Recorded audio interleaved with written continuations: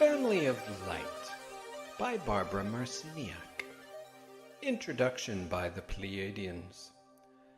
Greetings, dear friends.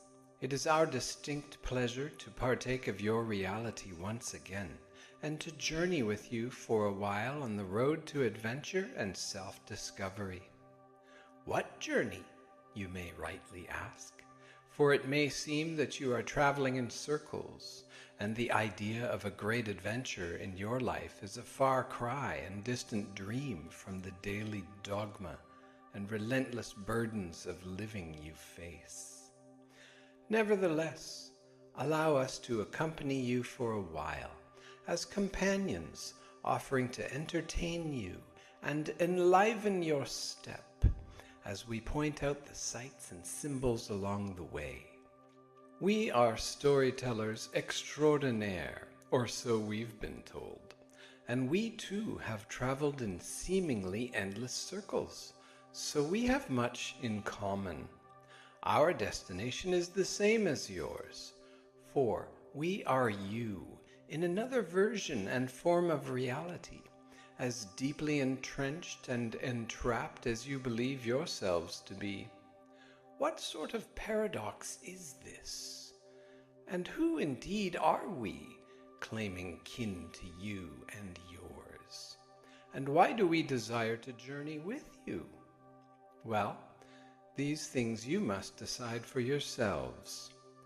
We relate great tales and relish a resplendently irreverent good humor, all intended to figure things out, in all due respect, as best we can. We strive to make sense of existence, gathering multi-dimensional pieces of a puzzle into a form and shape that encompass untold and unrecognized societies. How can pieces of a puzzle be multi-dimensional, and what is multi-dimensional anyway?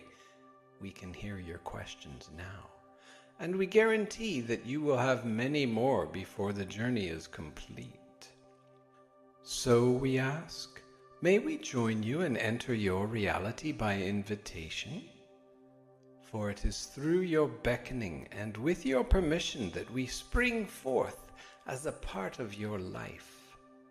Feel into the depths of your being before you respond. Seek inside for an answer. For to invite us into your reality as friends and companions will, with certainty, confound and change your lives, and perhaps some of you are quite content with where you are.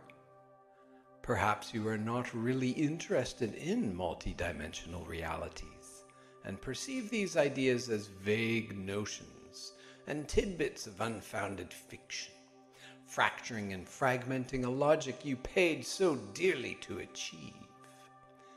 If that is the case, then you may do well to stop short now and put our tale aside. Perhaps in another time and place we will meet again. If, however, we have piqued your curiosity and you feel compelled to continue, so be it. It is best to start with the truth. As a matter of fact, if there is such a thing, it is best to end with the truth as well. And how about the middle and all along the way, you may ask? Well, the truth is essential throughout the journey. However, the ongoing paradox invariably involves your point of view. Remember that. Now, we are travelers through time, which is the best way to describe us. We call ourselves Pleiadians. Though we answer to many names and characters, we are as real as you believe yourselves to be. When we encounter you, we may meet ourselves located on a slice of time, poised, as you believe, in a solid physical 3D world. You fascinate us, and perhaps by the end of our travels and tales, you will be fascinated with yourselves as well. For now, the task of telling is at hand, and so the tale begins. Chapter 1. Reality exists as a mirror. From our point of view, we are storytellers and are very pleased to have the opportunity to enter your reality, whether you are hearing our voices, reading our words, or are so finely tuned that you can listen to the silence of a summer's afternoon and hear our whisperings, echoes, our voices on the breeze. So, however you encounter us, it is our great pleasure to have your attention for a while. We are Pleiadians, or this is how we address ourselves. However, from your point of view, we are as difficult to name as you are from our point of view. You may appear to know yourselves. You have names, addresses, and certainly numbers that identify you. Perhaps shortly you will be chipped and programmed, hologrammed, automated, and turned into robotized beings. You are headed in this direction. Do you know who you are? We are a collective of energies, conscious and alive. We call home a small cluster of stars in the heavens known to you as the Pleiades. This cluster of stars has held a dear and important place in many cultures all over the globe, and some of you have traveled there, or have wished to travel there, or have remembered these stars in your dreams. Many native people have claimed a kinship to the Pleiades and to other star systems as well, since we are certainly not the only players in this tale.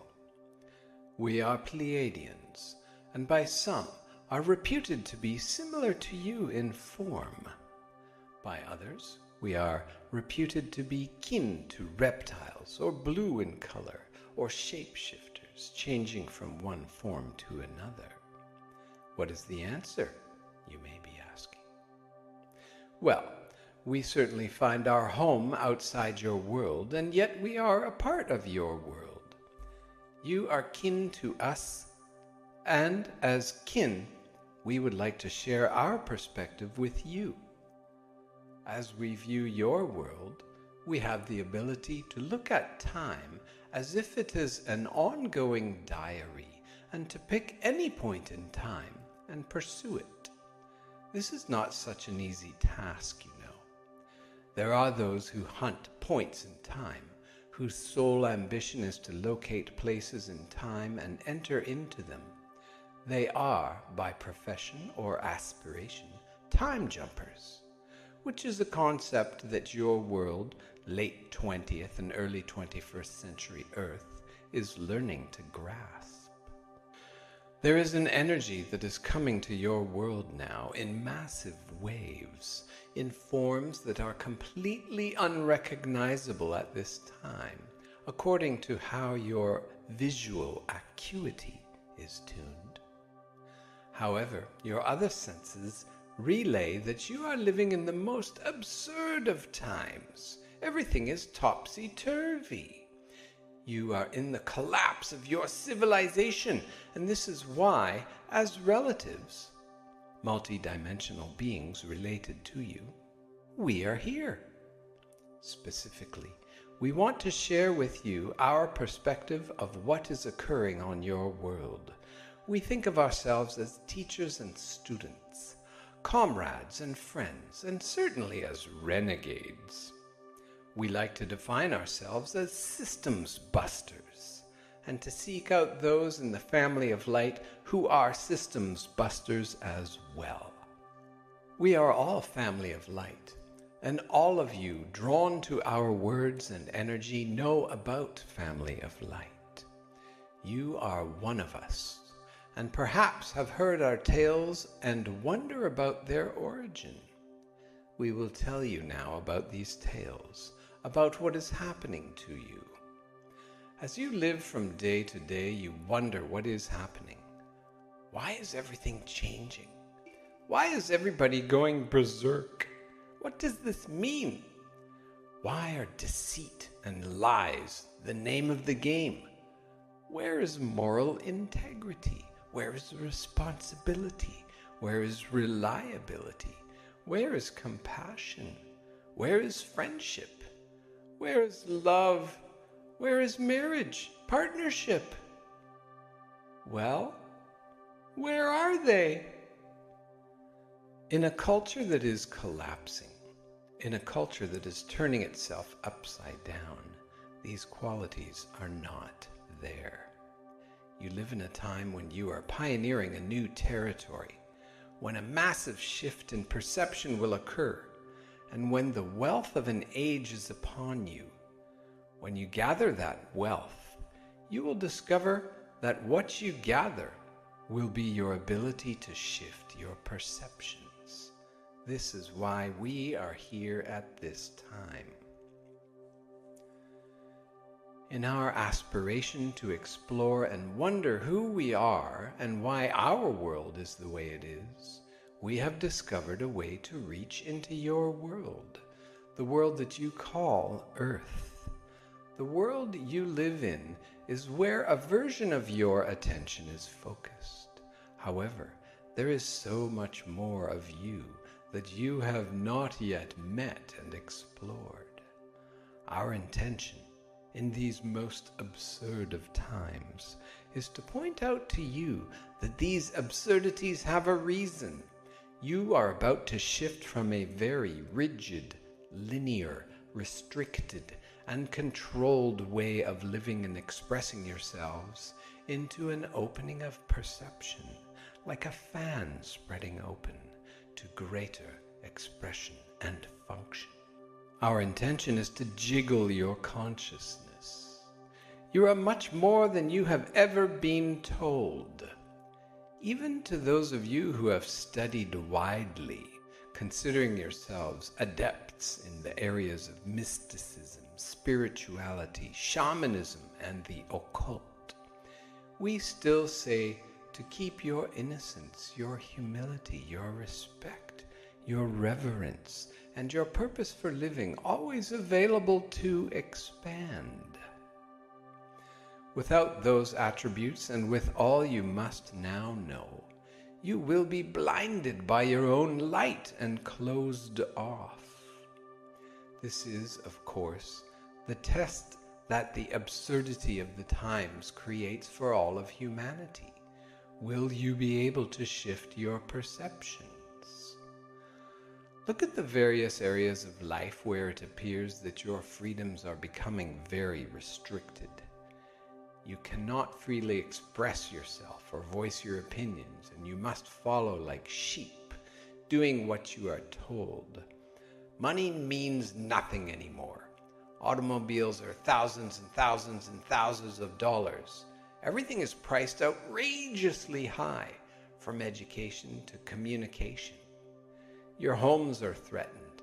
Can you afford your homes? Where will you get your food? It costs so much money to have fun these days.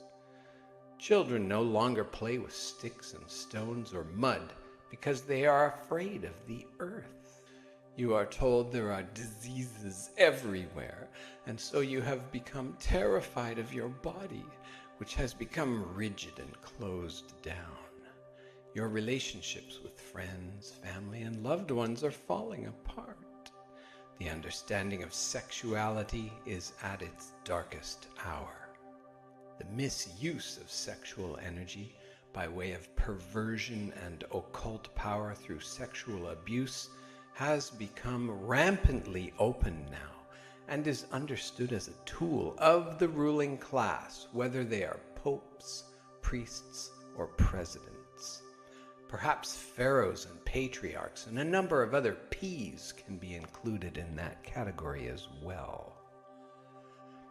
Your religions, educational systems, and leaders no longer make sense. They are devoid of compassion. Their vision of humanity is cold. It is not a warm vision. The New World Order is certainly not a warm fuzzy. The great waves of energy that move through your systems are changing each of you on a physiological level. You are being changed as a planet. This is why we, as Pleiadian kin, come to you now.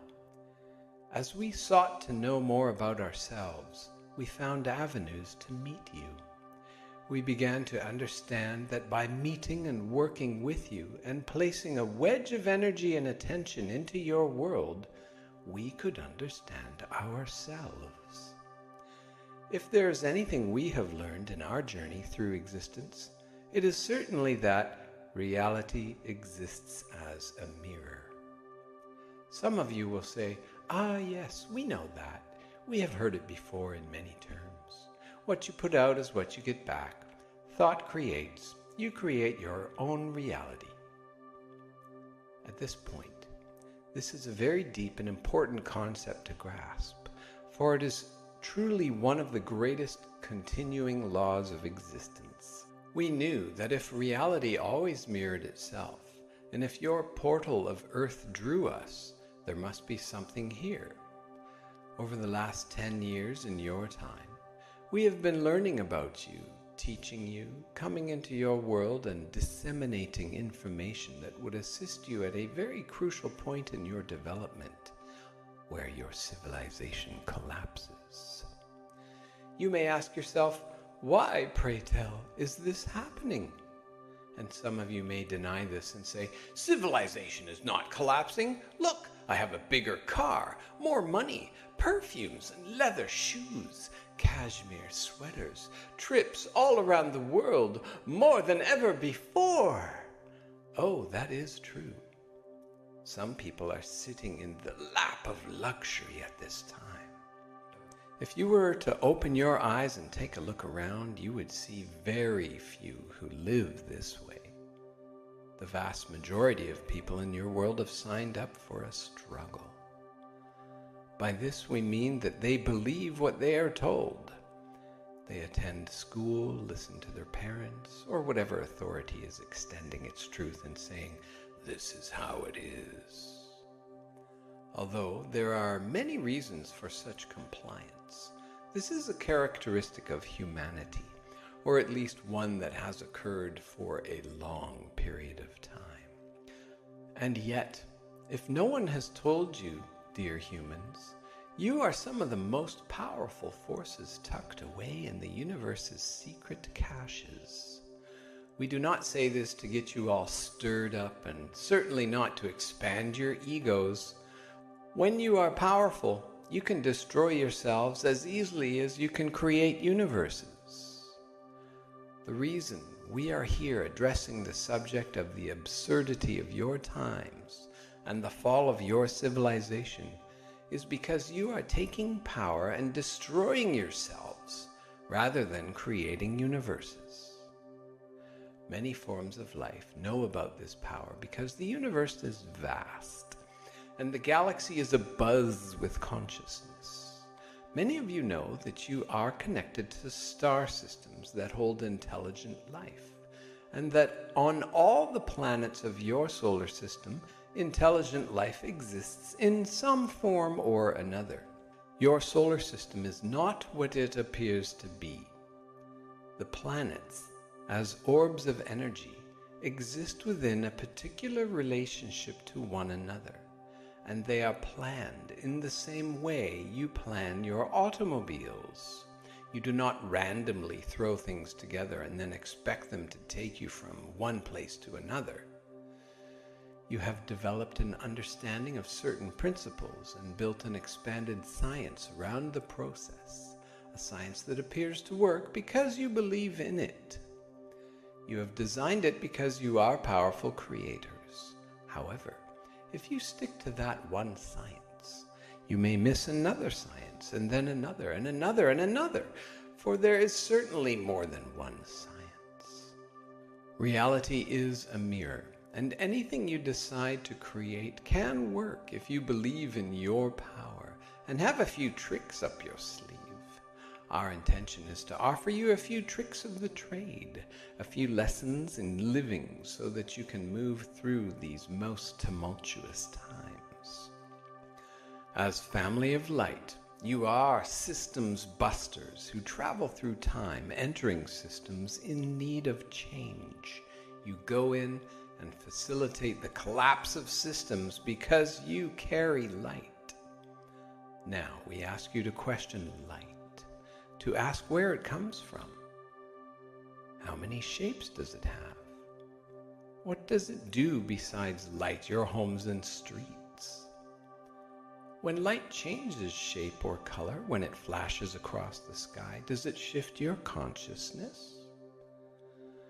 When the eclipses of the sun or moon in the afternoon or night sky hold you captive, what really happens in your being when light is altered from its normal patterns? Light, from one point of view, is information.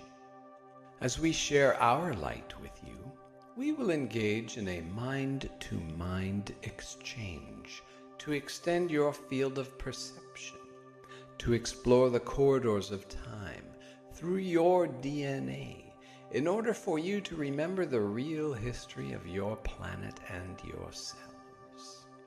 You have been taught that early humans crawled out of caves or were expelled from the garden, and they slowly evolved over a few thousand years, struggling with ice ages and discovering the wheel. This is certainly not the case. You spring from an ancestral heritage that comes from the stars. You are stellar stock. And you and your planet are not here as the result of a Big Bang accident. Everything is planned, and the universe runs because it is planned. Perhaps you cannot conceive of the engineer, the designer, or the production staff. However, that does not mean they do not exist. When you were children, there were many things you could not imagine.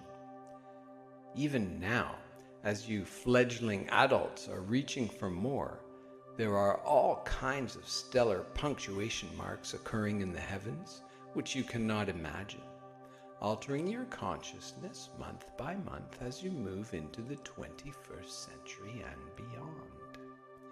Actually, we are making an energetic opening for you to reach into the 21st century and beyond by assisting you to become beings of value, purpose, and complete responsibility. Your challenge at this time is to gain your freedom, and this does not mean fighting the government, the military, their mind control, or any of the other forces that appear to trap you in 3D. Although it may appear as if you are being squeezed and your individuality annihilated, there is always a bigger picture. In dealing with day-to-day living, you may find yourself questioning your sanity, your purpose, and what to do from moment to moment, overwhelmed by the whole spectrum of life. We will say to you that the picture is bigger than you can imagine, so buckle up and relax. Life on Earth includes much more than you thought, so do not get stressed out now, for there is much more to come. Our intention is to help you get through these times. Ideally, we will create openings of energy through you so you can relax and understand who you are in this immense process of change. You may be asking yourselves, why are we Pleiadians here? Why do we do this? And we can tell you this. We learn from you, then learn about ourselves because reality is a mirror. You are not easily looked up on the map of existence. Can you imagine all of existence and time being simultaneous? How then do you imagine one finds you, a quarter of a millimeter of a needle in a cosmic haystack? Well, we have found you in the search to know ourselves, and we experiment with you because we understand that you and all of existence are an experiment. Everything you do is a reflection of what you believe, so it is our intention to disseminate energy as ideas that you, as humankind, can perhaps use as tools for survival. It's a handy term, tools for survival. And this is what you must survive, the shift from linear living into a multidimensional expression, where the fan goes from closed to open, like the ones that geisha girls and southern ladies carry. This is not an easy process to undergo. Therefore, we will address some of the most difficult areas. You must keep your physical, emotional, mental, and spiritual bodies tuned up, and there are many ways to do this. Now, here is something of importance for us to convey to you. Whenever you are finished living on the earth, you have a chance to review your life, to look back and say, look what I did on earth. We would be most pleased to hear you say that you had gathered many golden nuggets of lessons in living, and in that regard, we would like to contribute a form of gold to you. However, this gold is more than a valuable mineral to exchange at the bank for material riches. It would be too easy for you if we were able to arrive with a truckload of gold and dump it in your backyard, saying, "Here, dear humans, is your golden light. Go cash this in." Many of you would like to just be given your truths as you sit on your thrones and say, "Look here, I deserve it." As family of light, you go into systems to create change. You are wayshowers. And oftentimes you must learn the most difficult aspects of the system before you can change it. You enter a system to experience its depths in excruciating detail so that you can relate to others, your family and friends. Although the rest of the world may not think they are family of light, they all are. Everything is part of one and the same source creator. The story we tell is the story of humankind, a story of living in the cosmos as a huge family, a family that has had its problems, as all families do. This family has a branch, which we call Family of Dark. As Family of Light, one of our intentions is to explore Family of Dark with you. The branch that hides out of the closet. The branch that everyone is ashamed of, humiliated over, and embarrassed by. To add to the confusing mix of names, labelings, and misunderstandings, your branch of Family of Light, the Systems Busters, is often considered to be the black sheep by both sides of the family. As you experience the massive opening of energy, which is indeed an infusion of light, an equal experience of looking at the dark cannot be avoided. In the world of duality where you dwell, shadow defines light, just as it does in photography. It may be that the more light you create, the more you will see the shadow that defines it. Perhaps some of you have been a bit naive, too willing to play the game, listening to those in authority and doing what you are told rather than thinking for yourselves. People are not encouraged to think. Mass programming is in effect all over the world. You are taught what to think, and you pay a good amount of money for this experience. This type of misuse of energy can only go so far before people become disconnected little boxes, compartmentalized fragments without a connection to the whole. When anything becomes fragmented in this way, it eventually collapses on itself. The part cannot stay separate from the whole for very long. Only for a little while can a small part remain isolated. Do you understand? When you look at nature, plants, animals, or yourselves, you see that you cannot reproduce if you remain isolated. Because you have been fed a series of falsehoods for thousands and thousands of years, each person on earth has become compartmentalized in what he or she believes, disconnecting from real thinking and from the self and other people.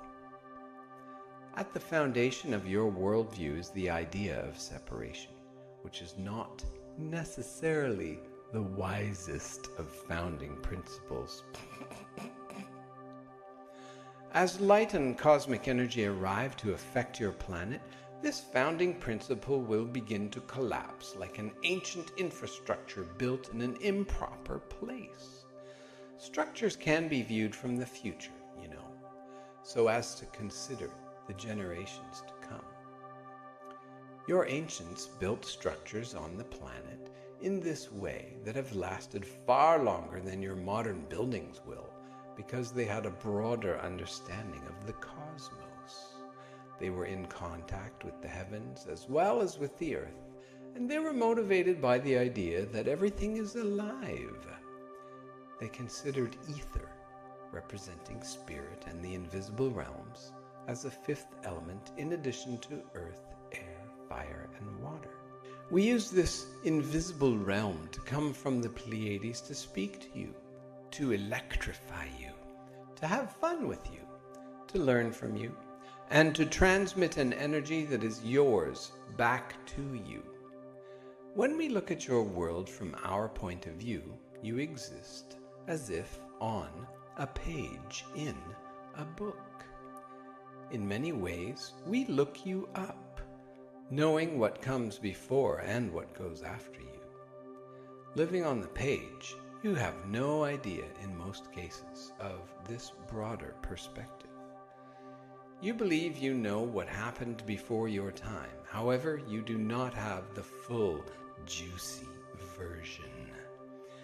When we first located you, we felt that we could assist you to perhaps enhance the pages of your book.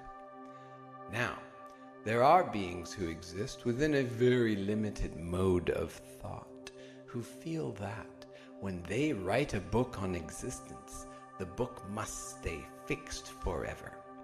From your point of view, these beings may be called gods. They exist in an abode of the deity where they have a home of their own. Within their abode, they have laws and regulations which are far more expansive than yours, but also of limited thought.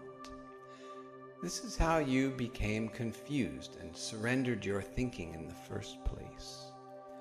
Beings that you adored, emulated, and did not question have issued you laws that no longer further your well-being. The laws have never really worked. However, now, with the mass compartmentalization of people, the gears of old Earth laws are grinding your civilization to a screeching halt. This may be seen in part as people lose jobs and have greater credit card debt than they have ever had.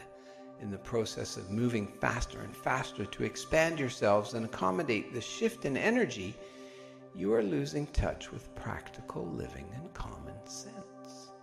We said earlier that your freedom is at stake. Your freedom is based upon your responsibility. 2 words. Your ability to respond to what is happening in your world. If you cannot manage 3D, you will never make it in multi-D. Many of you think managing 3D requires going faster, having more technology, knowing more people, and rushing here and there. As things go faster, slow down and put yourself at ease. Take time to listen to the birds, the sounds of nature, the crackling of a fire, the natural sounds. Get outdoors. Be by yourself. Take time for yourself and learn to expand your awareness and to hear a voice inside. Then be certain to question that voice and all that that voice brings. When you begin to open the fan of yourself with respect to these voices in your head, an opening to the abstract occurs. Humankind has long been deflected from thinking in abstract, non-linear terms. Living nowadays is quite solidified and linear. Yet you rob yourselves of a great venue of experience, a necessary frontier for masses of you to become artists within. Many, many people must create a new high art of thinking in order to translate the changes that are coming. The ancient Egyptians called the voice in the head the Ka. It was considered to be a double, or another version of the self, used for guidance and inspiration. This concept is very different from the idea of possession. For now, we want to set a tone of inspiration and inform you that on this journey with us, you are to activate this mysterious concept called the Ka. Because you no longer experience or seek out the abstract, this little known aspect of human development has been forgotten. Yet the abstract knocks on your door today, asking you to reach beyond yourself.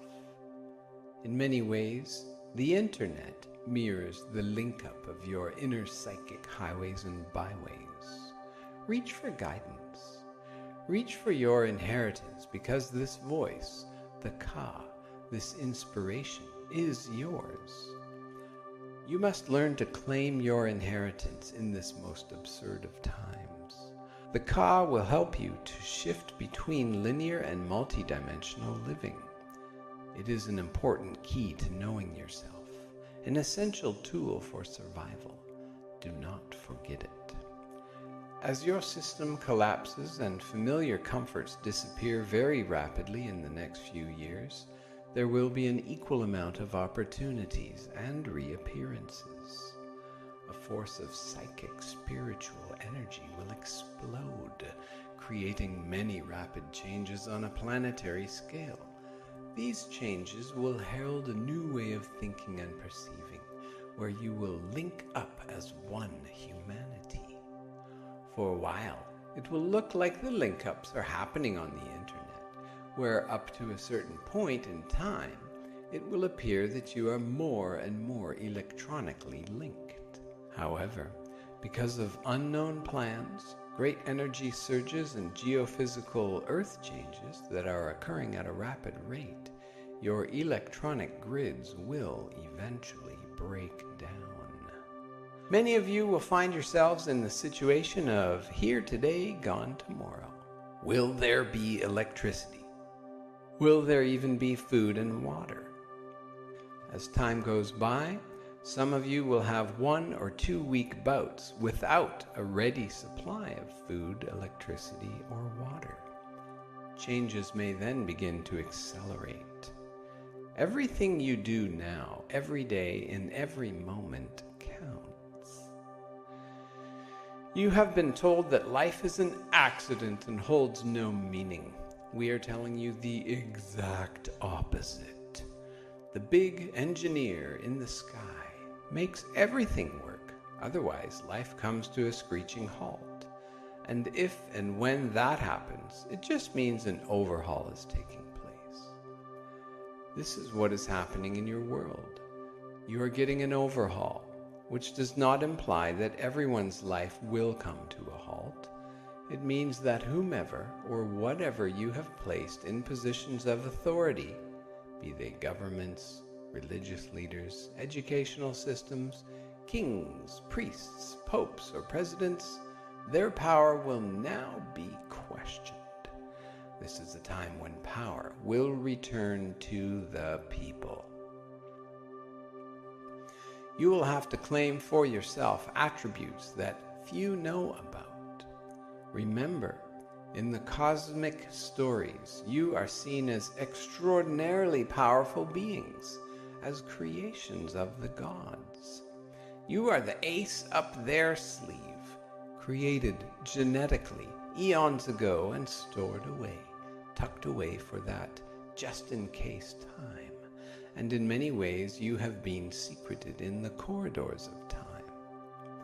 In the big book of existence, it is hard to find you. However, you have been found. Your time and coordinates are known, and now many are coming to your world because they all know there is a vein of gold here, and some will trick and entice you with their distractions. Be very selective of what you choose to think, and believe in yourself as you unfold your fan of consciousness. Perhaps you will then understand that the great infusion of energy from the heavens is going to shine on a pot of gold inside of you. As family of light, you are quite simply decoding and unfolding to what is already inside you. And as your family and kin, we will keep you company for a while and remind you of this process. We will support and encourage you, be good friends, and perhaps occasionally offer a shoulder to cry on. For the tears that you will shed unveil mysteries and deeper feelings. No tears of pity or blame, though, for those are foolish tears.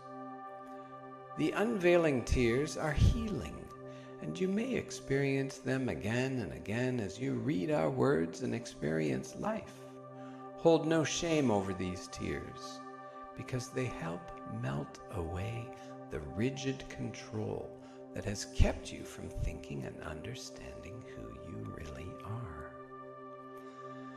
The power you have within you was given to you by the gods when they wove your DNA together eons ago. You will now have to figure out why the heavens are full of visitors. Who are they?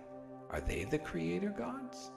Extraterrestrials, aliens, and other forms of intelligence are coming forth through every version of reality.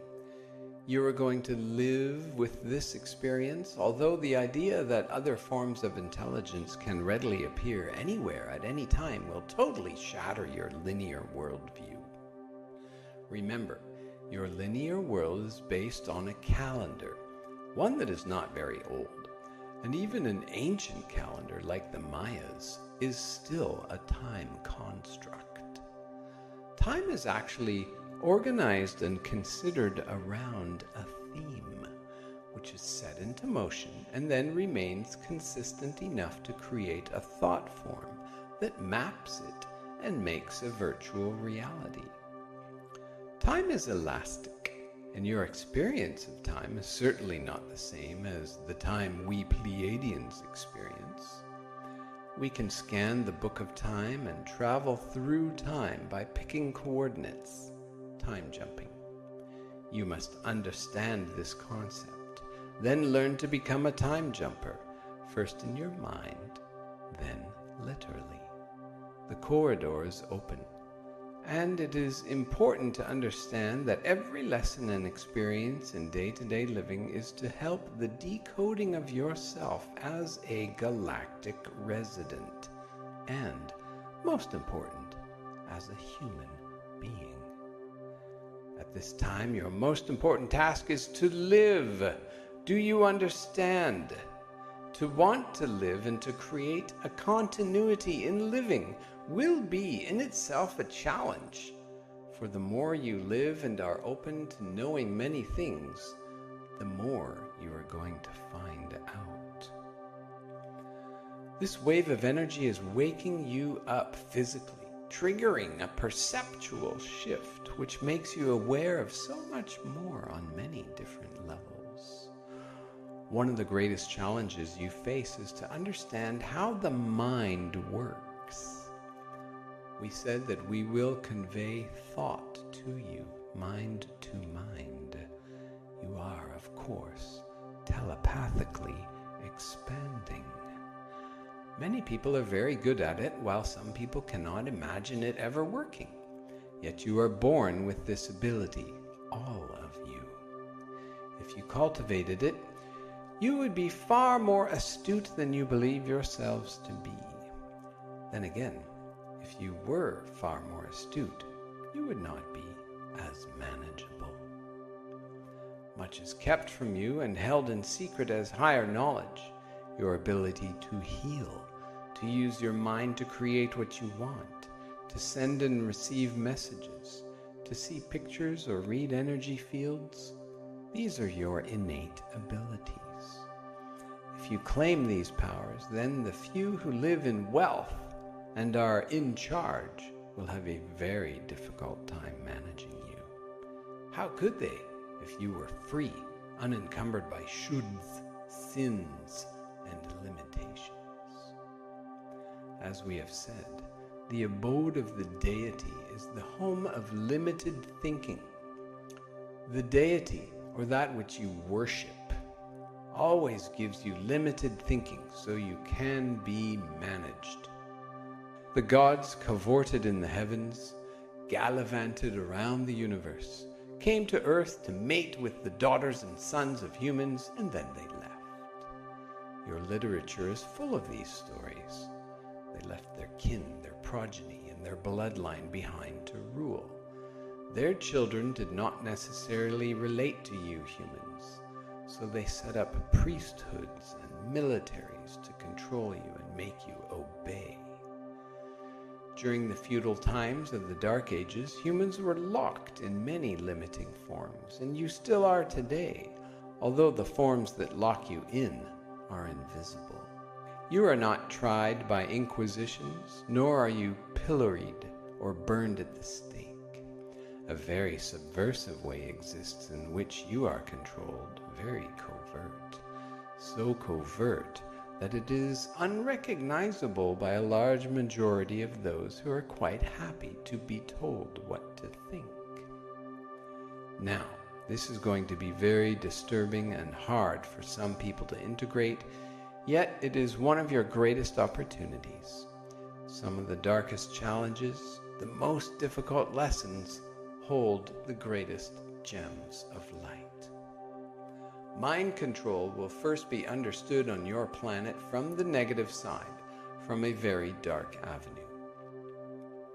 And from that understanding, you will spring into a very great light, a new dawning in the art of thinking, birthing a renaissance of being.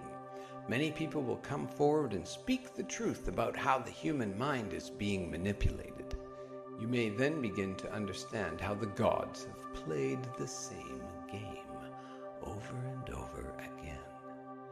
And perhaps it is the gods themselves who manipulate certain humans, who then manipulate the rest of you, who are in turn the sheep who obey, who always arrive on time, and who die according to the official rules. This is going to stop. As you learn about how you have been controlled and influenced, you will see how easy it is to feed you data, whether it is through electronic repetition or dark, black, occult misuse of power through sexuality, cannibalism, or murders. All kinds of ways exist to fragment and compartmentalize humans. You must use your mind as a tool because it is a field where you create. As we have said, everything is a mirror, and that is one truth that we bring to you as we tell you tales of existence. Our ancestors learned that reality mirrors to you what you are, so remember. Remember. You are taught that you are alone in existence so that you will be more manageable. Isolated, you cannot compare your world to another. If you were to visit another world and discover that they had the same God, you might check to see how God treated that world compared to how you are being treated. Perhaps you would find a different God there and decide that you like that God better. Or perhaps you would find there was no God at all, that the people were gods themselves. In isolation, you are deprived of expanding your experiences. Focused in linear time with very third-dimensional tactile experiences, you have shut yourself off from your psychic connection. As children, if you had psychic and out-of-the-body experiences and were able to time travel and see other vistas and other worlds, you were terrified that people would think you were crazy. You were afraid of being locked up or punished. Oftentimes you were told to hush up, not to say a word, because such things were not accepted. Why were they not accepted? perhaps because that kind of power sets people free. For those of you who have had these experiences, it is time for you to value them, to realize that as family of light, you are already rich. No one needs to grant you anything. You are already wealthy, and you can share that wealth with your fellow humans, your family. You may feel you are family of light, a certain kind of renegade, a part of a different group of people all wondering, how did I come to Earth? I feel galactic, stellar. I feel universal. I have never felt at home here. My family was odd. I couldn't get into regular practices of living. I always looked to the heavens, always saw creatures. They came into my room at night to visit me. Family of Light has many strange tales to tell. Because many of the visitors are shapeshifters, you have not been able to categorize and name them, which is, of course, your 3D linear approach. Your science says, name it, label it, give it a genus and species, and then dissect it to know it. With the collapse of civilization and the expansion of consciousness into multidimensional living, your perceptions are the tools you will use to dissect, know, label, explore, and list your reality.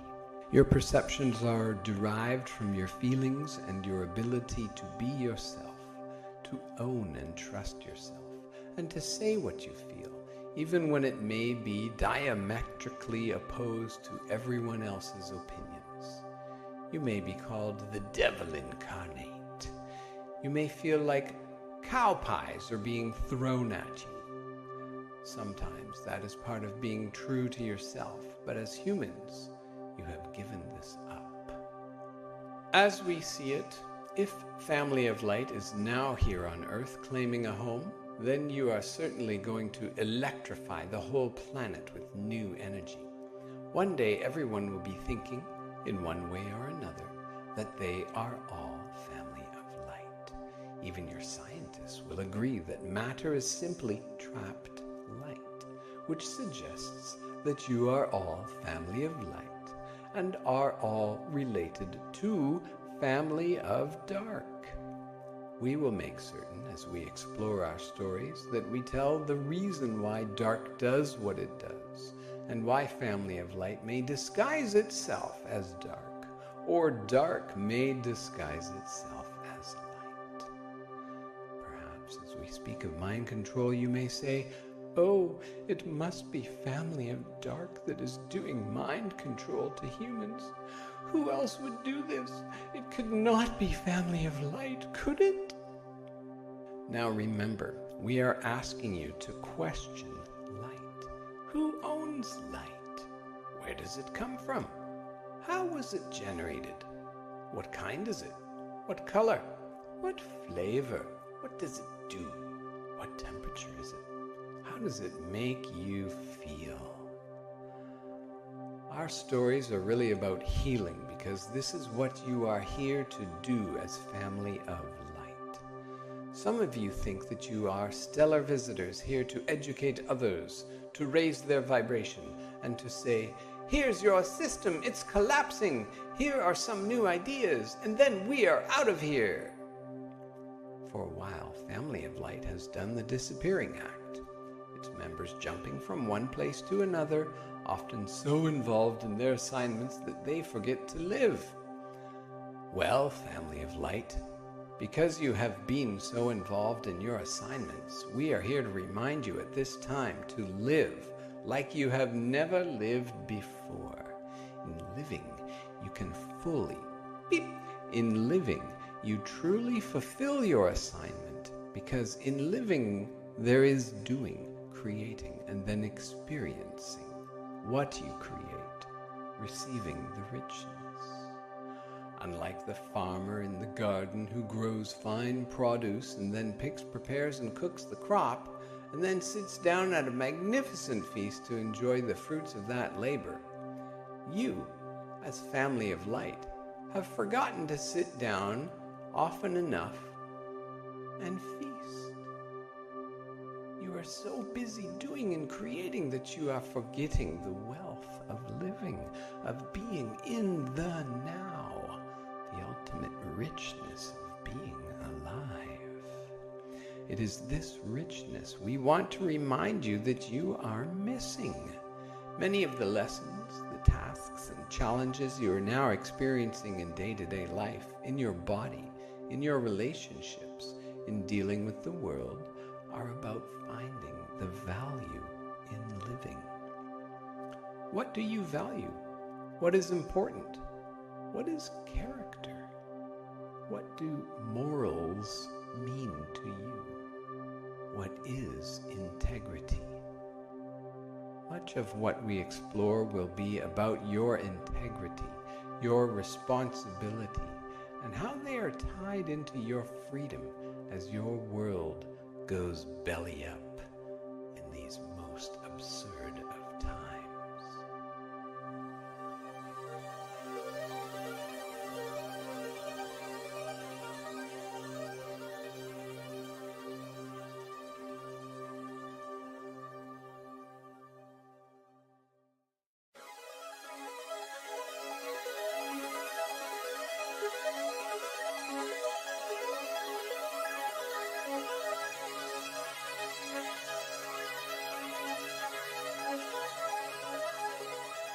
Family of Light by Marciniak. Chapter 2. Doorways of Time. We share our point of view with you for many reasons. From Earth, our home in the Pleiades looks as if it is far away, a mere speck and cluster of twinkling light. We are 7, though it has been said we are 8, and that Earth is part of our sisterhood, part of our fold of knowledge. As our records and our ancestors have shown to us, this appears to be true. You are connected to us from an ancient lineage. As family of light, you have many opportunities. You can link up through time as multidimensional beings. You can learn how to move the dial of your consciousness. Although a hand has many fingers, it is connected to something larger, a body, and that body is connected to something even larger. As family of light, you are challenged to make visible the invisible body to which you are connected. All of humankind is thus connected, but you do not realize it. Many people think they are only a solid physical form and therefore only seek out what supports their physical form. You believe your ancestors struggled in this manner. Perhaps the stories that you have been told about the past are not exactly correct. Perhaps your ancestors, your bloodline, operated at a much higher level than you can even imagine. They certainly lived in a time that was less technologically oriented in your terms, although the tyrannies, on the other hand, were just as pervasive. There has long been a battle for the human mind, but that battle merely reflects a more expansive struggle happening on a multidimensional level, where a battle for the soul's attention is being waged. Your Christian stories speak of the devil and Christ, the Son of God, who came to save you, and unless you are quick-witted enough to question these stories, you will believe that you must be saved. As we have pointed out, you are in this dilemma, the collapse of your civilization, because you have given up your freedom to think, to discern, and to decide what you want. This collapse is also occurring because you are afraid to feel. Your feelings are vast and all-powerful, Yet for many of you, they are crosses of shame. However, it is through your feelings that you can ascertain what you value. To know what you want in your lives, what you as humans value, you will have to question the system. The system rewards you when you follow its messages and its rules. You jump when its bells are rung, mindlessly agreeing to play its game for a paycheck, a vacation, prestige, and status. By going along, you abdicate your ability to think for yourselves. The test you face is one of power, so we will explore some of the positive and not so positive aspects of power. Because there is no escaping power. Your value and your power have been undermined. Perhaps you have been taught that you are flawed, or that the gods must intercede on your behalf. Well, the gods, those whose dance through the heavens has become the cosmic quick-step, are going to appear everywhere in the next few years, and these gods may offer to save you with their technology. So as you seek to understand the absurdity of these times, look at what is important by applying your values to yourself. This is one of the most important messages we have for you. Your bloodlines are very rich. Ponder our words for a moment, then contemplate this. What could be in my genetic makeup? Imagine a computer with databanks stored full of information. If you push the proper button, a tremendous amount of data is available. However, a computer only holds the information put into it. In many ways, you are far more advanced than any computer you will ever create in a 3D reality. You are living biological constructs with a magnificent lineage capable of an impeccable existence. There are, however, a few adjustments needed to get you up and running, insights that are rarely understood by humans so far. Instead of applying tools for living, you have been enticed to back away from the most valuable aspects of yourselves. You have been baited and set up and switched. In your history, it looks as if you have had to struggle for many freedoms and to fight for the right to think.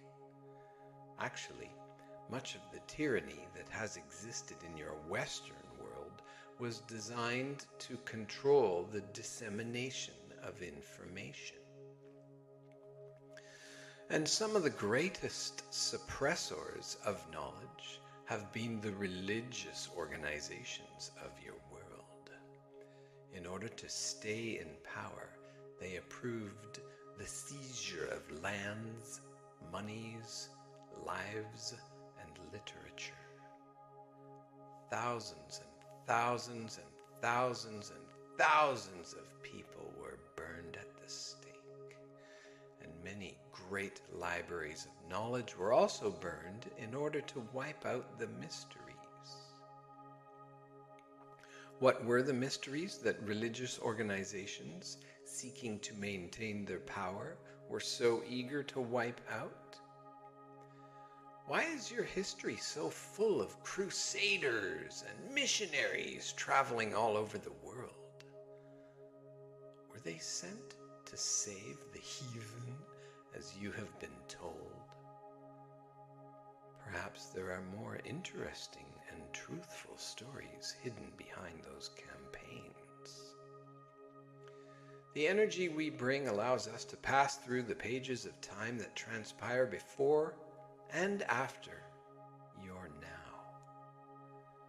These are not the same pages found in the as yet unburned libraries of your world.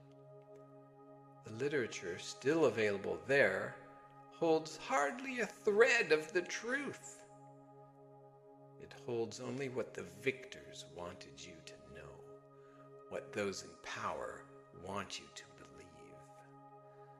Manipulation and deceit, murder, torture, treachery, and heresy have been whitewashed and painted over, or made so boring with dates and facts and names that your history reads like a dull conglomeration of meaninglessness. In order to truly know yourself, begin by taking a deep breath and acknowledging your body.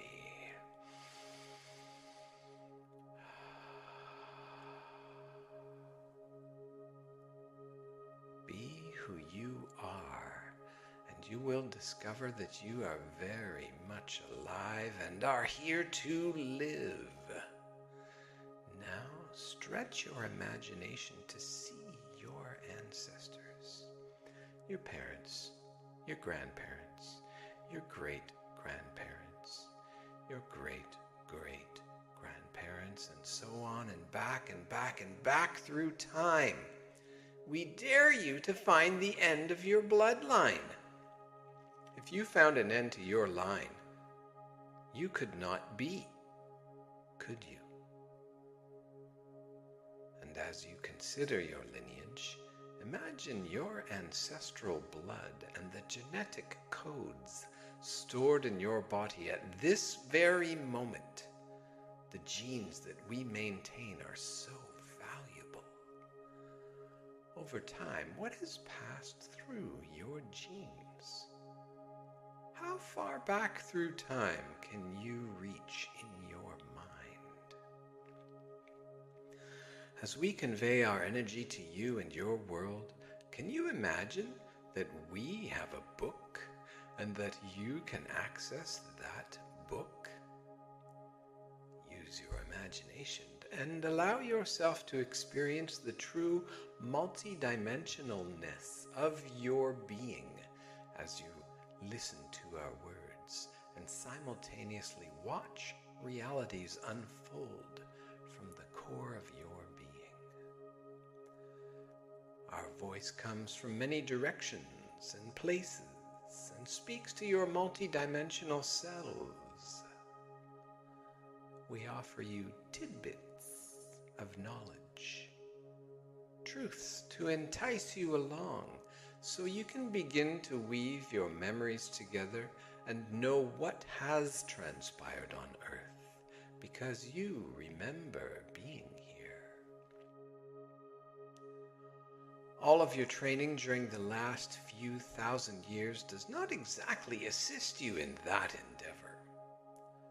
Over 2,000 years ago, another time of opportunity prevailed on Earth, a time where a change in season meant moving from one age to another. It was the age of Pisces, and as always, Family of Light was there to usher in this age. Ages mark the beginnings of seasons, each with their own flavor. In actuality, the ages define where the action is going to be. During the Dark Ages and early centuries of the Piscean Age, particularly the first 500 years, considerable ignorance and confusion prevailed. Many important books, such as the Christian Bible, were not formulated until a few centuries into this era. Different factions formed back then and argued over whose God was God and which book held the truth. If you explore the cells of your being and drift into another avenue of perception, perhaps you can remember what it was like. The clothes were different. The colors of the vegetation were brighter, and the sky hung overhead as if one could reach up and touch it. It was a different era with a stillness in the land that today, in early 21st century Earth, you do not have. Your world is abuzz, humming with electronic energy, even when you are in the midst of the bush. You have switched your world on and no longer know what silence is. But your other selves do, and it is to all of yourselves which we speak, as your eyes hear the words and your minds grasp the ideas we are conveying. As the Piscean age actually began to blossom, many souls were purposely sent here to incarnate. Family of Light came, of course, to electrify that age, to imprint it, set it into motion, and lay a foundation. The Piscean age is characterized by some as one of great enlightenment and passion, one of forgiveness and deep cosmic connection. We ask you to look back and see. Is that what has happened over the last 2,000 years? In the progression of any age, you can get caught up with the hoopla of what is coming, and you can, in any age, at any incarnation, and in any place of existence, forget yourselves. Whenever an age is opening or closing, a great shift of energy occurs. It could be considered like a change of political administrations, and as with a change of administration, there is always a shift in power. Now, one of the most vital forces you must understand is power. When you reflect on values and what you want to have, some of you think that power is money or money is power. Knowledge is power. And then consider that just because you have knowledge does not mean that you are wise. How you use knowledge will determine what will happen with power. As reality continues to maintain the ongoing law of mirroring itself, how you use your power will determine what happens to you. This is very important for you to grasp. You cannot escape power and its lessons.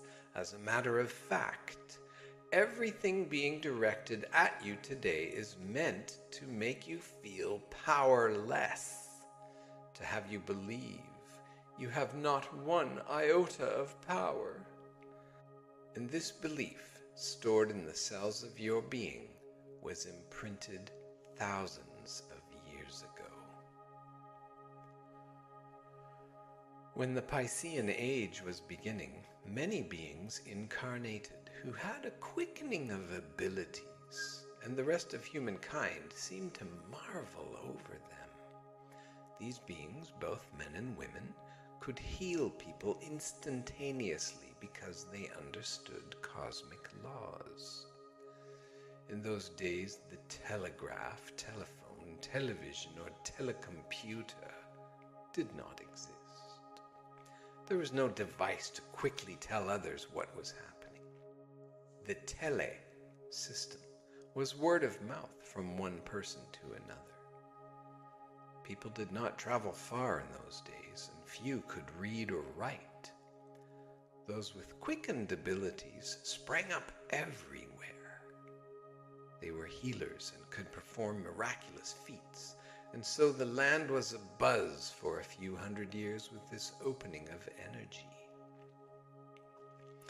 These beings spread out over the land that could today be called the Middle East, an area that is very important in your planetary history and even today. They were there to raise the frequency of the Piscean age by inspiring people to step through this doorway of change into a new era. The heavens were full of punctuation marks, just as the heavens today are full of signs as we continue along in the 21st century. Beings and energies of light will be contrived and holographically projected onto the heavens, and some people will believe that it is the second coming of Christ, here to save you. You are easily duped and tricked. However, do not berate yourselves for what we share with you. It is our intent to read the true book to you as we see it, in order for you to wake up. It is essential that you take charge of your lives and learn that life is significant and that there are lessons to be learned in living. One of the most important lessons is for you to develop a sense of humor. So as we share the stories of your world with you, maintain a sense of humor and keep a perspective on the development of human consciousness.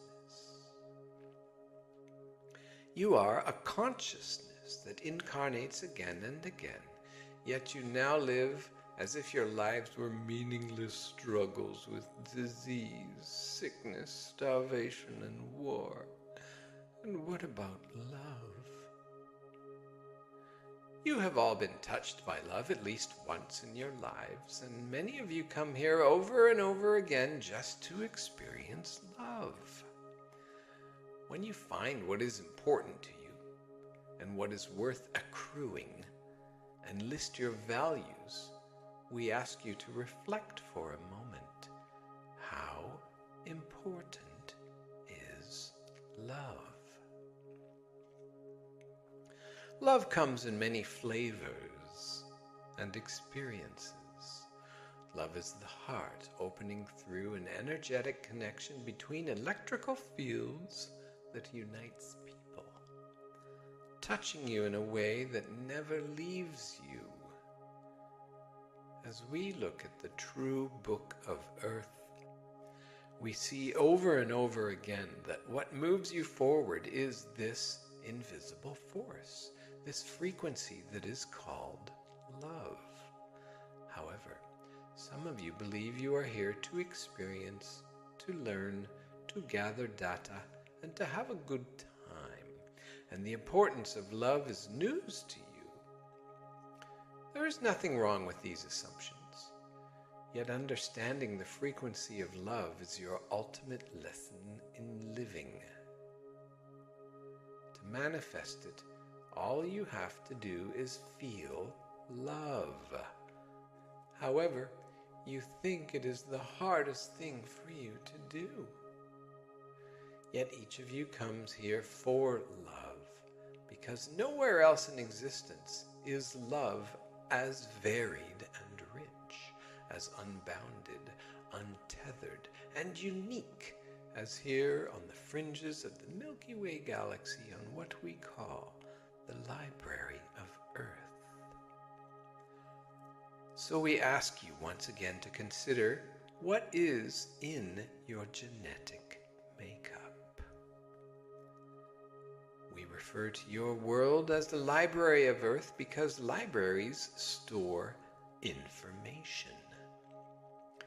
If you are the most magnificent creatures here, far more advanced than all of your gadgetry and technology, then what is in those genes? Could it be the richness of the love frequency is so vast and multifaceted and priceless that none of your controller gods want it available because it is so catchy? Reflect on that for a moment. You know when you feel love, it is quite contagious, is it not? Love spreads quite easily, and it is the opposite of fear. If you reflect upon fear and are truly honest with yourselves, you will see that many of the ideas instilled in you through your ancestral lineage, books, and history are about fear. You are encouraged to be afraid of God and your bodies. You are convinced you must have an authority outside yourself because you are not capable of managing your own biological beings. And now you are being convinced that even your local governments cannot manage you, that you need a larger global government to manage your world. You must begin to manage yourselves as biological, spiritual beings. Love is one of your major tools to living. How free you are with it, how self-generating and responsible is the lesson that you have come into life to learn. Just as we ask you to question where light comes from and what you do with it, we ask you to do the same with love. Where does love come from? Do you seek it outside yourselves? To whom or to what do you offer it? Do you ever think of giving it to your Mother Earth, or your Father the Sun, or any of the stars? Do you think to give love to the molecules around you that constantly move in and out of your bodies? Your bodies are not solid. Nothing here is. Everything is a dance of energy. An energy that is free and simply locks itself into shape and form because your perceptions are trained to see reality in a certain way and to continue a linear approach to existence. For example, every day each of you wakes up in the morning and faithfully reproduces yourself.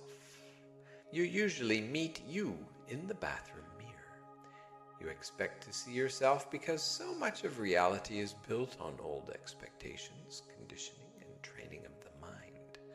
Mind control takes many avenues. Limited thinking, encouraged and taught to your ancestors, is imprinted in the cells of your body.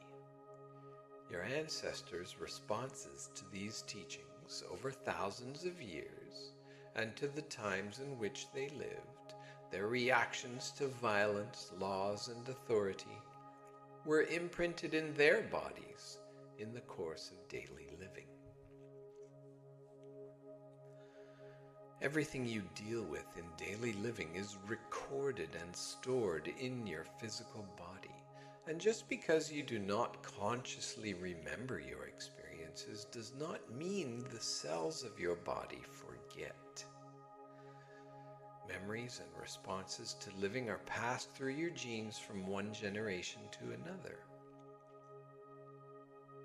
Throughout the chronicles of Western history, you have passed down an imprint of fear.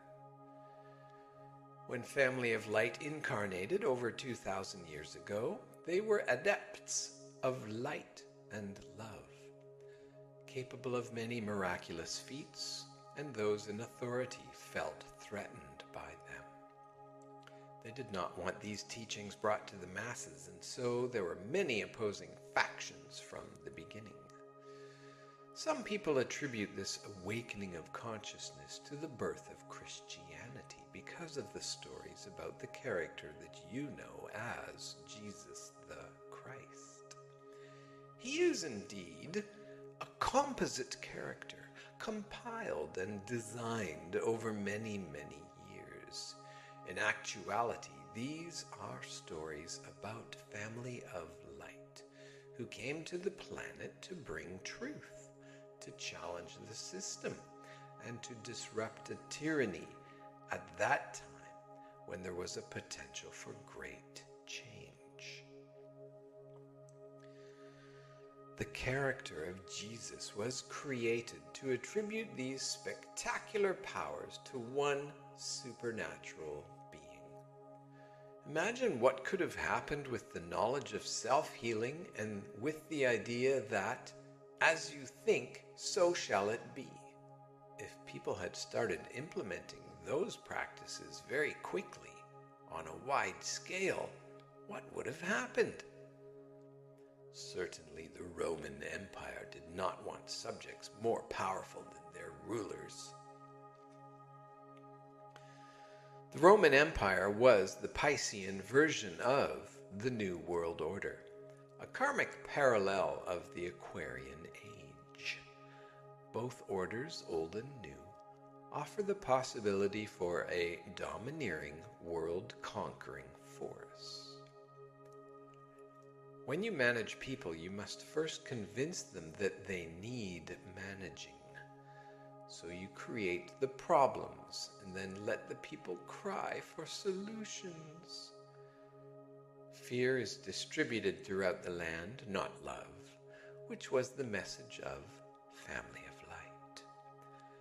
Fear has a very powerful vibration, and when one holds fear in the body, it transmits everywhere rather quickly with the same catchiness as love, by the way. There was a battle over love and fear. If love had prevailed back then the people would have understood their higher powers, the ability of the human mind to transcend the body, to astral travel, and to feel connected to all that is. If that had occurred, then humans would have ended the illusion of separation. Well, it was not to be. In the last 2,000 years, you have moved deeper and deeper into separation, rather than deeper into unity and love. Fear won temporarily. If you question this conclusion, we ask you to open the fan of history and see how many people have died in the name of religion. How many books have been burned, and how many people have been raped and tortured and murdered. How many indigenous lands have been wiped out, destroyed, and ancient manuscripts burned. An out-of-control energy seeking power over others came over the world. The books and works of the great ones who had walked the planet. Beep. The books and teachings of the great ones who had walked the planet were hidden. However, Family of Light did not simply walk the area of the Middle East. They traveled widely. The world was not as confined as you have been told. Even North America had been known for a long time as a very sacred land. Atlanteans brought much of their knowledge to this continent, and ancient artifacts from prehistory will be discovered in your modern era soon. Actually, they already have been discovered, but have been hidden away. Egyptians and many travelers from the Middle East and the Far East, including the Chinese, came to North America. The world in ancient times was navigated quite well. Family of Light was well traveled and carried messages far and wide. This is why to this day many native cultures have stories of peacemakers from across the seas who offered knowledge of higher vibrations and showed what was needed to live in harmony. You may be thinking about this prospect. What do I need to have in order to live in harmony?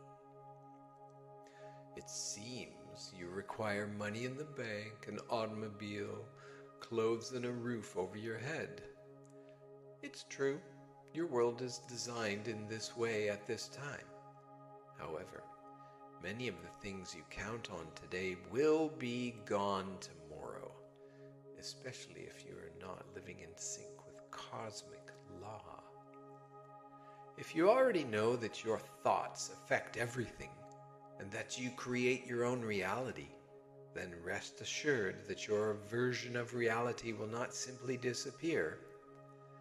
However, those who refuse to acknowledge this law will have a sudden awakening.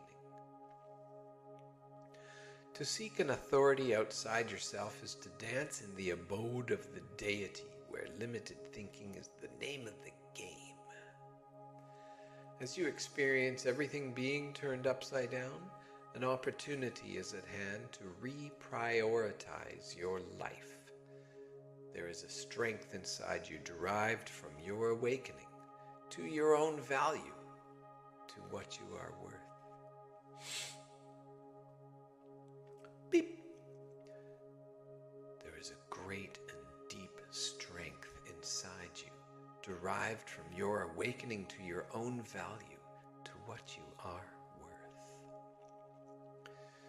We can see the great waves of energy coming to your world, affecting you from many different points of view. There are stories written about the various choices you make, so do not think there is only one line of existence from which to choose. Each of you, in every moment, creates a probable world based on what you want and what is important to you. From our point of view, we see that the web of life will help you assign great meaning to your life so that you can get the best mileage, so to speak, out of this existence. If you wish to take the high road, the scenic route, then we suggest that you travel with love, a love that can only arise from inside you. And as you love and value yourself, it will become easier for you to love your DNA lineage. Extending love to your ancestors will assist you in understanding their fears, as well as the immensity of the project you have undertaken. This project is so vast and spans such eons of time that the ages of which we speak, a few thousand years of each season, are merely pinpricks in time and existence. At these doorways of time, energy is always accelerated in order to build a new foundation. In the coming era of the Aquarian Age, the energy coming through will seek to enlighten all humankind.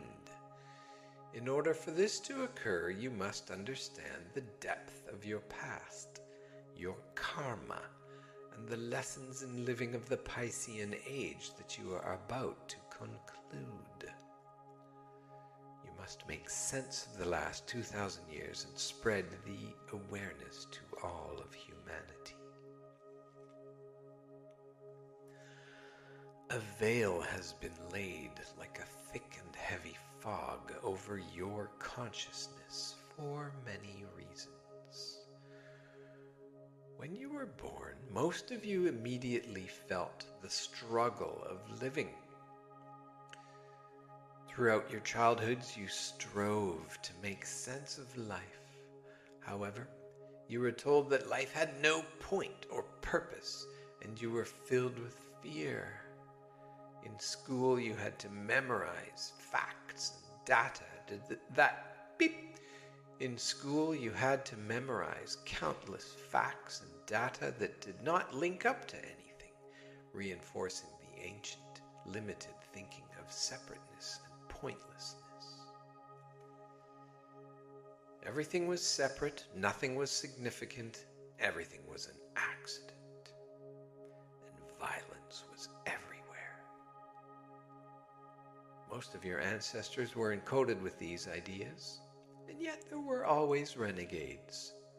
You are the renegades today, as there were renegades 2,000 years ago and 2,000 years before them.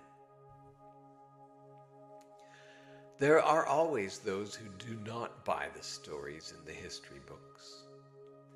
Remember, the victors always write the history. However, those who live their own truths record their stories in their genes and in the ethers.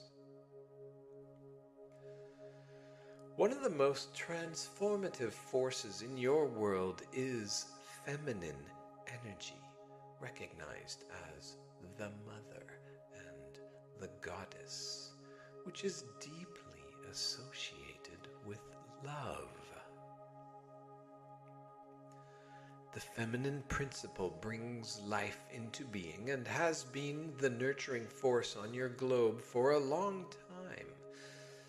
And the goddess will take her place as a rightful steward of human consciousness once again. Beep. And the goddess is taking her place as a rightful steward of human consciousness once again.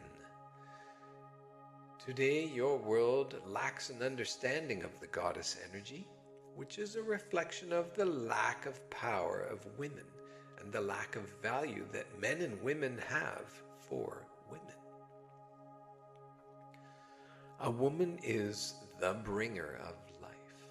It is through her birthing experience, building life from egg and sperm, that the voices of the ancestors echo down through time and are imprinted into the cells of the child.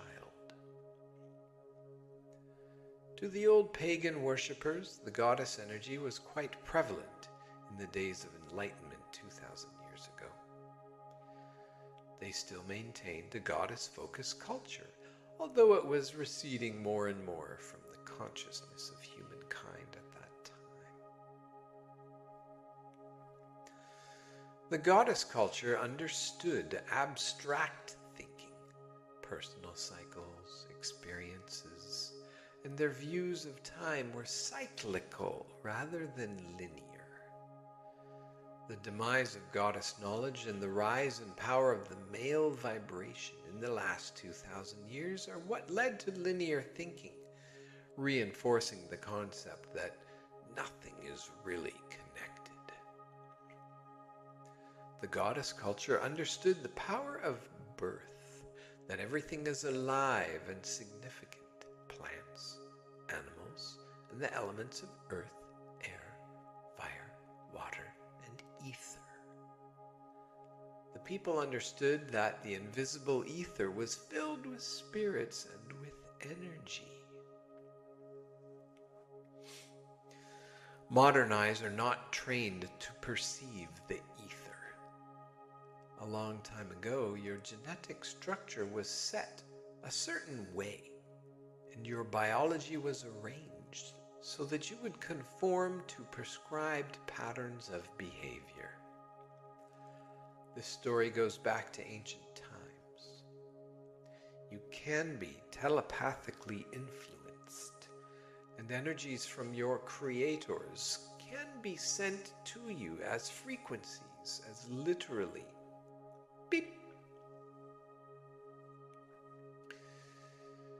You can be telepathically influenced, and energies from your creators can be sent to you as frequencies that literally rearrange your DNA. You were experimented with hundreds of thousands of years ago. Eventually you will ask, who are these creators? And we will get to that part of the tale eventually. We remind you that the story we tell is one beep.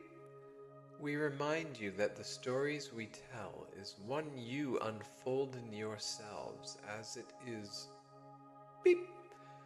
We remind you that the stories we tell beep. We remind you that the story we tell is one you unfold in yourselves as it also unfolds in many cycles of time. Those who lived close to the earth and understood the feminine principle believed that God was in all things. They did not have one God because they were abstract thinkers. Living close to the earth, they understood the plants and animals. Their cycles of time were marked by solstices and the equinoxes and the full moons because they took note beep, Their cycles of time were marked by the solstices and the equinoxes and the new and the full moons, because they took careful note of the heavens. They did not have newspapers. They read the world as they lived their lives. Life was more challenging, yet simpler in many ways. And people did not strive as much for the accumulation of material goods. They lived in communities and clustered together because they needed one another. Family lines were remembered, and oral history was very important, so people's minds were quite sharp. They would memorize stories and trace their family lines back in time. Storytelling around a fire was often the most common form of entertainment. Holidays and ceremonies were organized around the movement of the heavens, and the modulation of light and dark ruled the old world as you know it.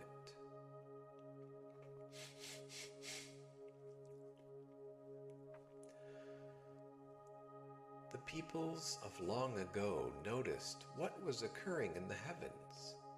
They often slept outside during the summers. Huts, castles, and fortresses were used for colder weather.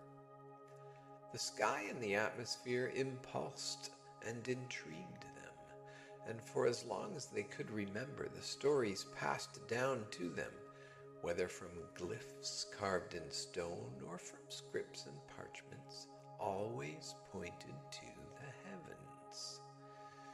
It seems that from the beginning of humankind, the importance of the heavens was recorded in your stories.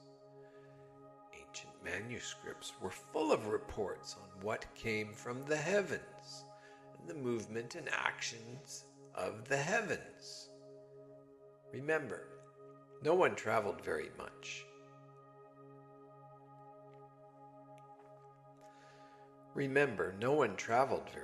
Or knew what was happening very far away from them. The big entertainment every night was in the sky. Those who could translate the activities in the sky acted as intermediaries between the stellar parents and the human families. Knowledge that connected your ancestors to the earth was very, very important to them. Knowledge that connected your ancestors to the earth was very, very important to them. And combined with the activities of the family of light with their accelerated abilities to heal and teach about the frequency of love, the times were quite dynamic. Of course, this knowledge would set the people free, yet many were afraid of their own power and filled themselves with the vibration of fear. The authority at the time, the old world order, the Roman Empire, sought out the family of light and methodically killed them. There were many opposing factions at the beginning of what we now call Christianity. No one could quite agree on what was what, and diametrically opposed ideas were taught because there were many teachers many infiltrators. Today you still have many teachers and dozens and dozens and dozens and dozens and dozens of kinds of Christianity. Yet some of you still look for something else. We see that you will all have to claim your own power to teach. Now, 2,000 years later, you are a product of the fear stored in your cells, a fear of opening to a new age of being, and of being all-powerful.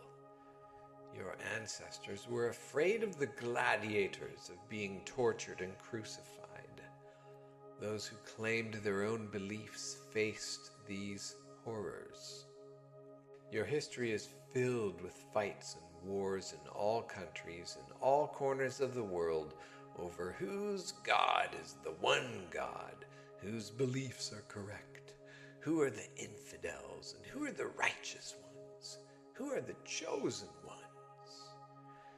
Now, if you look at this story from a larger perspective, you will start to get suspicious. How could the same pattern be so predominant all over the world? Why do we find people always fighting each other over God? A God supposedly based on love, but a love located far outside the self.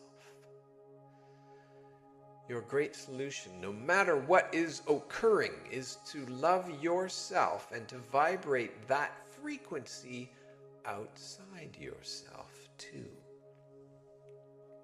Doing so will allow many doors to open, and likewise many unwanted probabilities will simply pass you by, like an angry bird on the wing.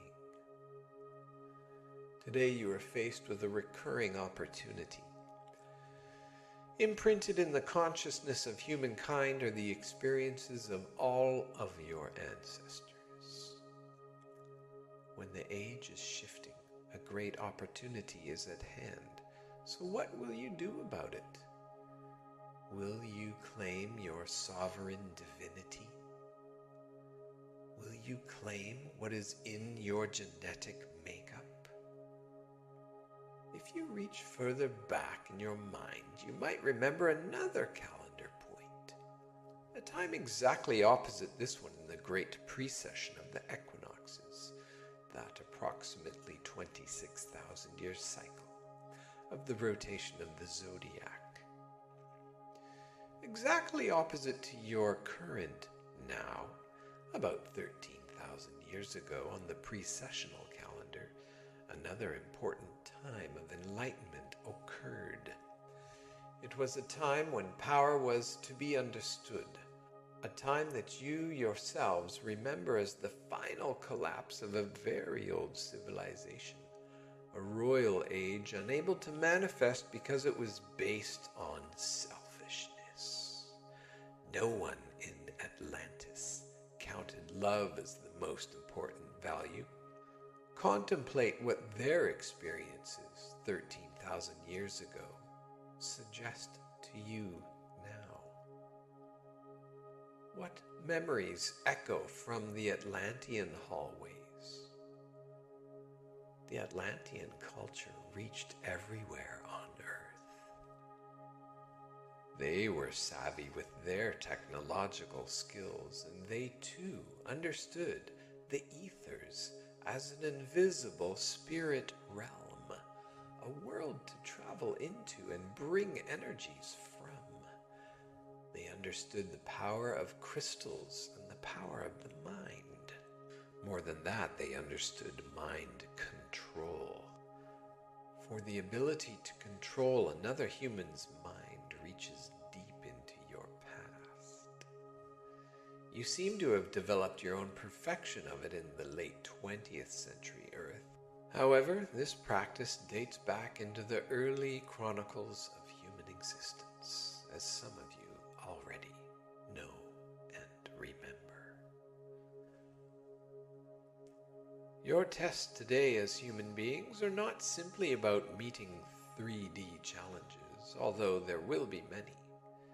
Your opportunity lies in understanding that in the cycles of existence, you relive points in time to reach for and achieve something unique. It is time for you to acknowledge your divine sovereignty and live in the sacred here and now. Live for love. Live for freedom. For the amount of freedom you have will depend on your response ability. If you cannot respond, then you will lock yourself into a cocoon, a web so tangled that you can barely wiggle. As family of light, we address you. Look to what is inside yourself. The history of your world shows that people have been penalized for free thinking. You live in a world that at one time sold you a truth The Earth is the center of the universe, and anyone who disagrees will be burned at the stake. Today you face the same shift in perception. Will you expand your vision beyond what you think and have the courage to speak and live your truth? Unconditional love from inside yourself is essential to achieve this shift. Living begins to make sense when you realize you chose to be who you are. You are multi-dimensional beings, and there are many yous to get to know. There are versions of yous from a few thousand years ago and 13,000 years ago who have jumped into this reality to gather experience and to help the shift. And if you find you did not live at that time, then perhaps your mind has traveled to the Akash, those libraries in time where everything exists at once, a place where doorways open like videos on the screen of your mind, showing vignettes of what has been so you can make sense of where you are now. To the uninitiated, your world appears baffling. You may feel that there is so much to integrate and wonder, how can I make sense of it all? You can, you will, you must. You are here to chart foreign territory and to pioneer an unnamed opportunity.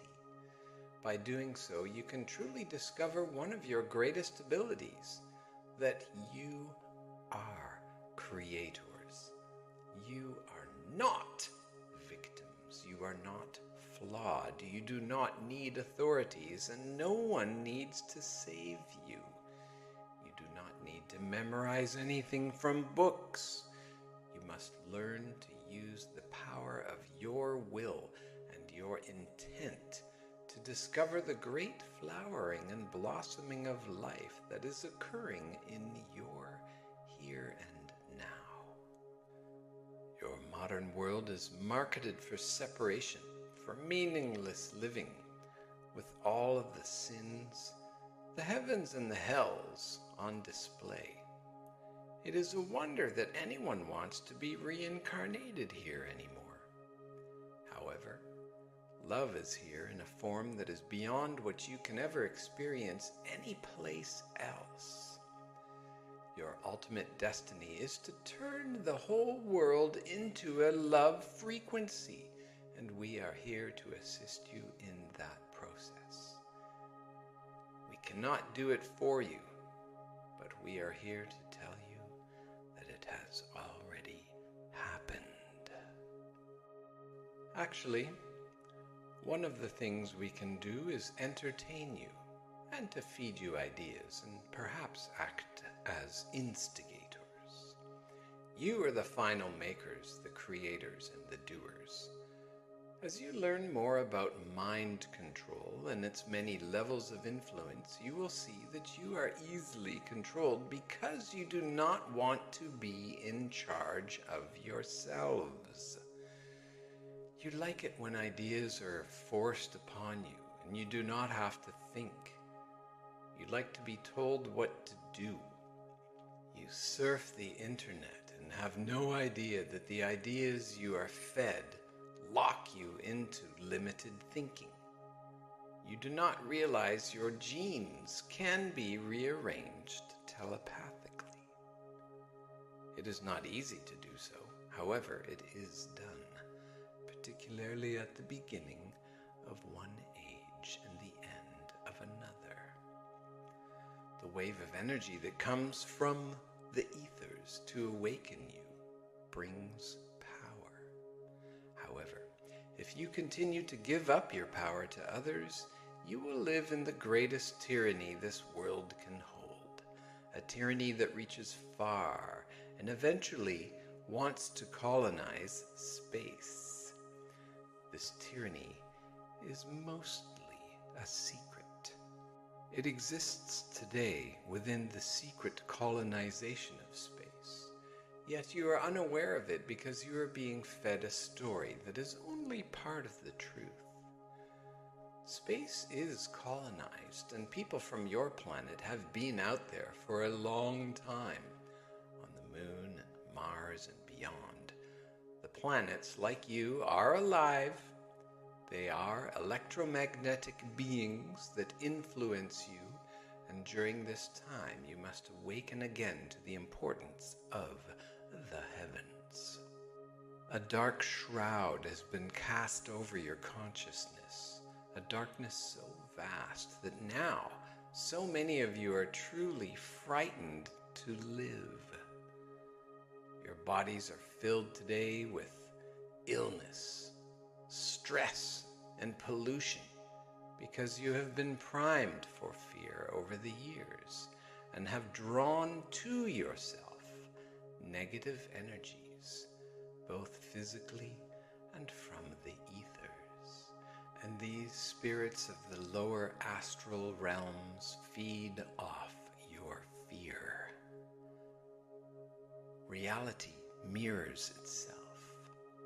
The marketing of fear has been massive.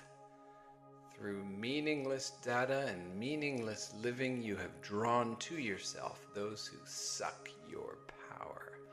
Vampires and parasites, completely invisible to your perceptual acuities. They are nonetheless sucking your vitality because you do not want to claim it for yourselves. We will say to you, dear humans, love yourselves. Place supreme value on your existence. As you move forward and understand the unfolding absurdity of your times and why your civilization is collapsing, love yourselves. As you shift your perceptions, you will be able to rebuild your civilization based on love and respect for all of life, including your multi-dimensional ancestors, your multi-dimensional parents, and your reincarnated selves. As a multifaceted diamond like a disco ball, your facets, like your face, include all of them as you discover who you are. A wonderful healing is at hand, although at first it will appear as if your world has been rent asunder. Only in the shattering can the rebuilding occur. Our words convey an energy that will carry you through the 21st century, creating a bridge of sorts, a bridge built in your minds and one based on truth. Only you will figure out what is true for yourselves. But remember, whatever truth you choose to believe, it shall be. Family of Light said 2,000 years ago, "As you think, so shall it be. Do unto others as you would have them do unto you." In Lakesh Alakim. This teaching comes around again. This time, when Family of Light returns with the same message, will you kneel down before the gladiators? Or will you fight among yourselves and splinter and fracture and divide and conquer? Will you continue to argue over politics and religion and money and sexuality?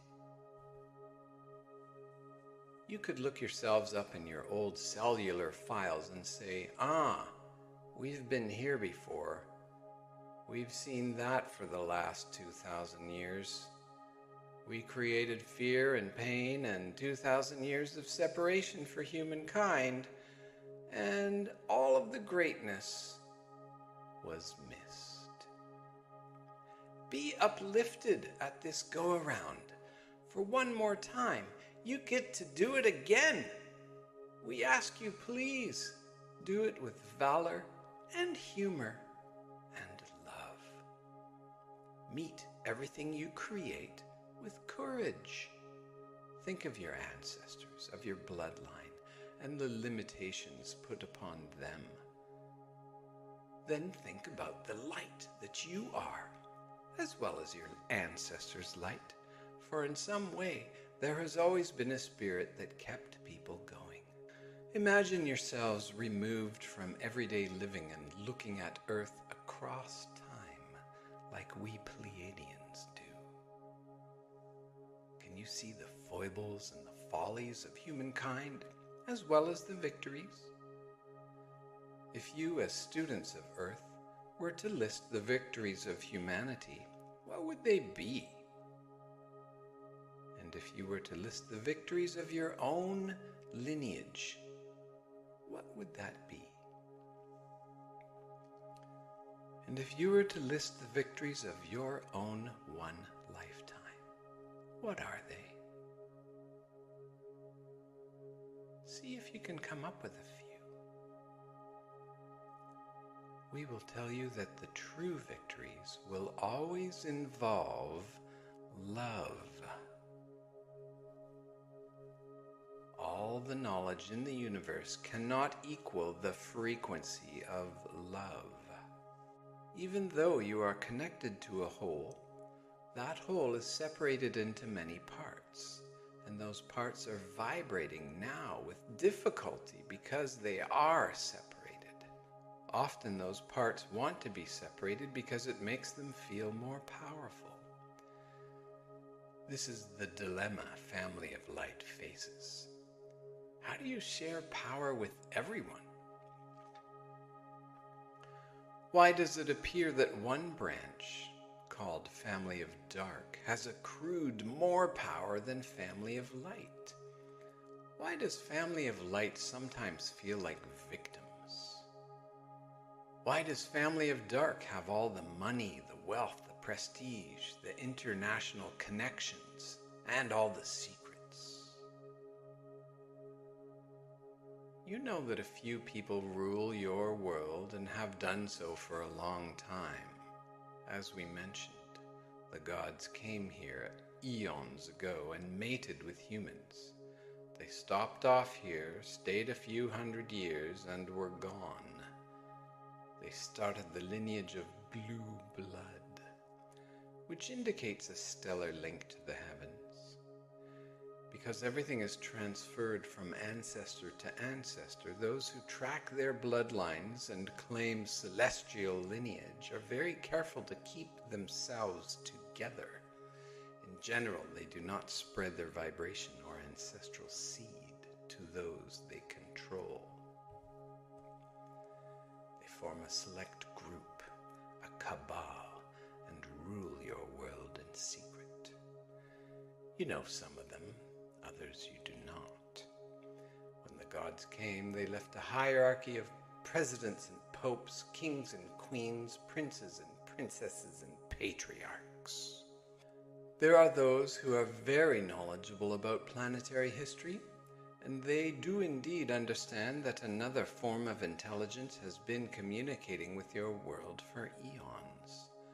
They keep that knowledge to themselves because they have been so instructed. The gods have not really gone away. They have simply taken a nap. Time is different for them, so it appears that the gods have forgotten you, but they have not. They are here, and this is why you must awaken. You must ask, who are the gods? Who are these invisible forces? Who is the Family of Light? Who is the Family of Dark? Who are the gods of Family of Dark? Who are the gods of Family of Light? Who are the goddesses of everyone? And who am I in this process?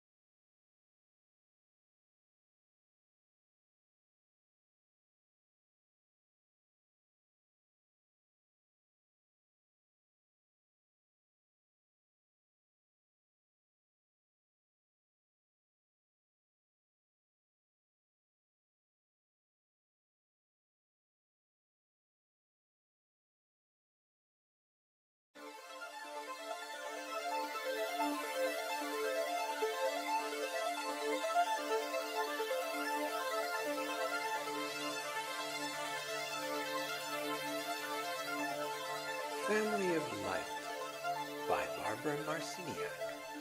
Chapter 3, The Game of Life. As we look at the book of Earth and turn its pages, we see many things. Because we exist outside of your time, we see what has slipped between the cracks and what was not put into your history books, which, by the way, barely hold a thread of the great tapestry of your rich and varied history. You may be wondering at this point, what kind of book could we interdimensional travelers be viewing? We call it a book because you believe that you learn from books. One of the questions we would now like to ask is this: how have you arrived at your thinking? Where do your ideas and knowledge come from? And why do you credit some knowledge and discredit others? Open your mind as you listen to our words, for we speak to the library of knowledge inside of you. It is the same library of knowledge that we call the Book of Earth, a rich and varied texture of living history. One of the great issues you face today is how to identify yourself.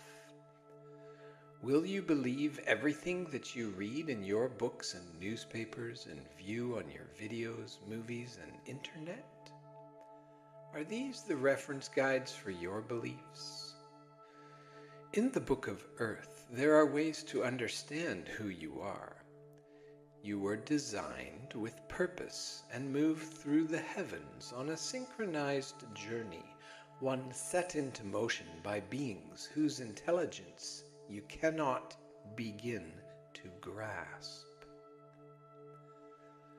When we have sought to understand ourselves and why we think what we think, even we have encountered forces of existence so gigantic that we pale in comparison. These builders of universes are not vague, nebulous beings. They are composite intelligences, unified in their understanding of the universal energies. They create extensions of their knowledge, bringing their knowledge into physical form, and call you part of that knowledge of Earth.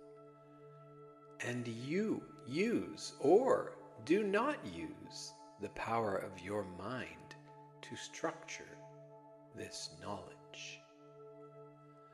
As you may know, energy precedes matter and form. And here on Earth, your thoughts and perceptions transfer energy into form. So when we speak about calendars of time, they are convenient creations through which you can locate meanings in reality. Your mind likes divisions. Therefore, you name and label and place things in order. Your ancestors, however, had a different way of using their minds. They were far more in tune with the larger cycles of living.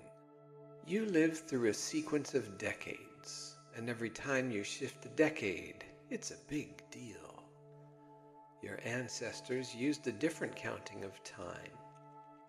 Rather than locating themselves precisely in time, they perceived time outside of themselves. They lived precisely in the moment, in the now, for time was rich for them in the now. And there, time opened the pages of Earth, the pages of their ancestors, the pages of living. What they chose to think and believe often came from oral tradition, the exchanging of stories, living close to the land, and through deep telepathic connection and an astute awareness. A need-to-know basis created their abilities. Today you live in a world where you do not want to know, let alone need to know, what is happening around you. You have abdicated the power of thinking, and you do not even know how thinking arose. Consider that everyone who has ever lived on Earth continues to move forward and affect their genetic lines. Generations of blood and knowledge have been passed down from one human to another. Everything every human has ever experienced is recorded in the great being of your biological structure you call the human body, which again is greater than any computer you could ever design. As we have said, you are not capable, in all truth, of designing a machine greater than yourself. Everything you design is a mere reflection of your own greatness, and it pays to understand that. As our story unfolds, we will look back through the book of your planetary tales to see where other civilizations and forms of intelligence faced the same series of lessons. We will look at the path that they chose and what it taught them. Perhaps in our tales and calling forth of your cellular memory, you will know it all by the end. That is our intent. How you think and communicate is how you know yourself and how you arrive at your beliefs about yourself. Clear communication is the essence of understanding. Your ancestors, whether they lived 10 years or 12,000 years ago, had different modes of communication, and yet the results were similar. Whoever had the loudest voice created the belief system. The history of your world is filled with the voice of the victor, the voice of power, although it was not always a voice of sanity by any means. The so-called victors often knew about the secrets hidden in the mysteries of Earth and her peoples. Secrets passed down from antiquity. What kind of secrets could your ancestors have known? We will begin to tell you. However, you must stretch your consciousness as well to reach for this understanding. Secrets were stored in the hidden stories of Earth and in your blood. Actually, everything around you is energy holding the story of what you are, and you keep exchanging that energy with your molecules. Every time you exhale, you are giving off a part of yourself, and when you inhale, you add something more. You live within a visual agreement where, as solid beings, you faithfully replicate the same scenarios again and again. Basically, you do not question whether or not there is another way of thinking and being. You are used to a linear, defined, and expected experience. Therefore, you create it. Your ancestors thought of time as part of a large cycle called the precession of the equinoxes, caused by the wobble of your planet on its axis, which makes the constellations of the zodiac appear to move across the heavens in approximately a 26,000-year cycle. Who lives long enough to count time in this way, you may ask? Well, that is a good question. You may have to expand your thinking to perceive that, at one time, human beings lived on Earth much longer than you currently do. 300 years, or even, at one time, 10,000-year lifespans were not so uncommon. And a long time ago, in the books of important people, there were those who lived for even a few 100,000 years. How could that be, you ask? Or why would they want to? We will come to that. For now, just imagine that it is possible. The cycle of time that is counted again and again in the Book of Earth is this 26,000-year period, which is the amount of time in your terms for 12 or 13 constellations of the zodiac to complete one cycle of movement across the heavens. This grand cycle of time creates one great year and contains the various ages delineated by the signs of the zodiac. Through the marking of time, you can begin to discern patterns, and patterns indicate order and purpose. In a quiet moment, imagine there is a purpose to everything. Everything is designed and planned in an impeccable, synchronistic order. And once you are involved in it, you are not purposeless, little molecules struggling in a meaningless world. You are part of a significant plan, which can be seen from many different angles.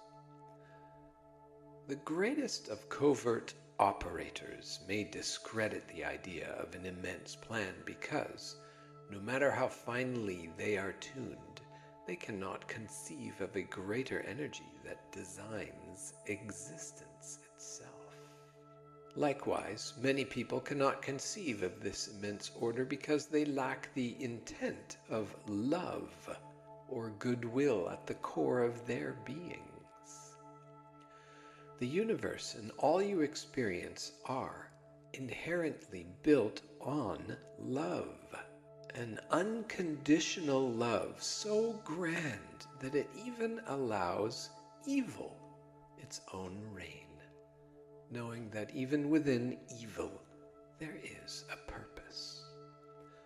A purpose exists in all things, though there is never just one purpose, just as there is never only one history, or one calendar, or one way of interpreting anything. Many ways of seeing and being. We ask you to imagine the Book of Earth and to begin to delineate the ages in your mind. Imagine this 26,000-year cycle divided into 12 or 13 sections, each one almost 2,200 years long, or each one 2,000 years long. The era called the Millennium, at the end of the year 2000, was based upon an agreement. Many will argue and say the third millennium date is inaccurate, and this is true. However, that date is based on a long-standing agreement, and agreements create reality.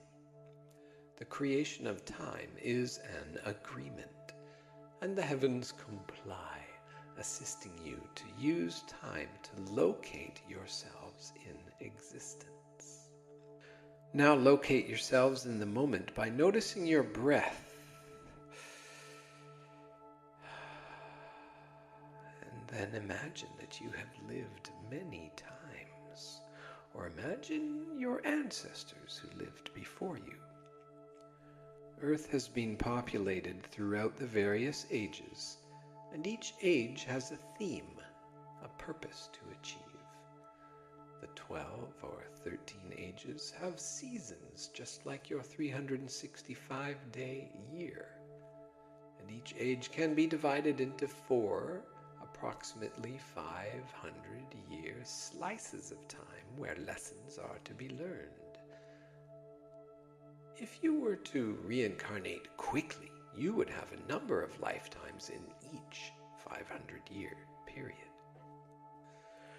Currently, you are at the end of the Piscean age. age, one of those 12 or 13 slices of time rippling with richness and purpose. You are entering the age of Aquarius, which heralds an awakening and unifying of humanity.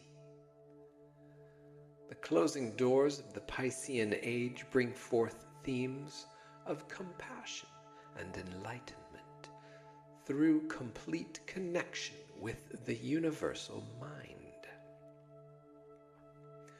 Interesting situations occur during these times, conveying the lessons of your ancestors. Their challenges, victories, and daily living experiences all resonate through time into you. As you expand your view of time, remember that knowledge is passed through the bloodline, whether a blue blood or a red blood. The biology of your being is rich, yet, as with using a computer, you must know how to access what is there. Genetically, so much is within you that beings in the heavens have managed you for eons so that you would not be connected to all that you are. They reap their harvest from your ignorance, through your willingness to give up the power of thinking, to eagerly obey, to be on time, to die, and basically to accept being told what to do. The story we unfold makes sense when you understand why you have come here, how long the lessons have been accruing, and where you are in this season of growth.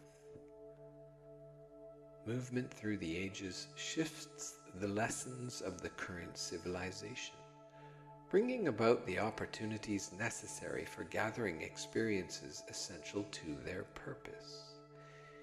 Each age has its high and low points. There is really no point in condemning one civilization and acknowledging another, because each existed for a distinct purpose. Certainly, reaching the end of one age and the beginning of another is momentous. Therefore, it is essential for you to understand what you face. Imagine that you can hear the tales of your ancestors as if they were alive and gathered around a fire, speaking to you of their journeys and adventures. If you remember this feeling in the quiet moments of daily living and feel these people rich and alive, you will know you are tapping into your own book of Earth. We use this description to capture an image, for you can use it as well, though in actuality the stories are in the ethers, for the atmosphere itself holds the records of energy. Our intention is to teach you how to read these molecules of intelligence, to discover inside yourself which buttons to push, which programs to access, and the way in which to activate your brilliant biological potential. Now, imagine the 12 or 13 zodiacal ages, each with its own lesson. At the beginning and end of each age, there is always an acceleration of energy that acts as a bridge between the last 200 or so years of the 2000 or so year age, and a few hundred years into the next. Each age has a destiny to experience, a spiritual weather, so to speak.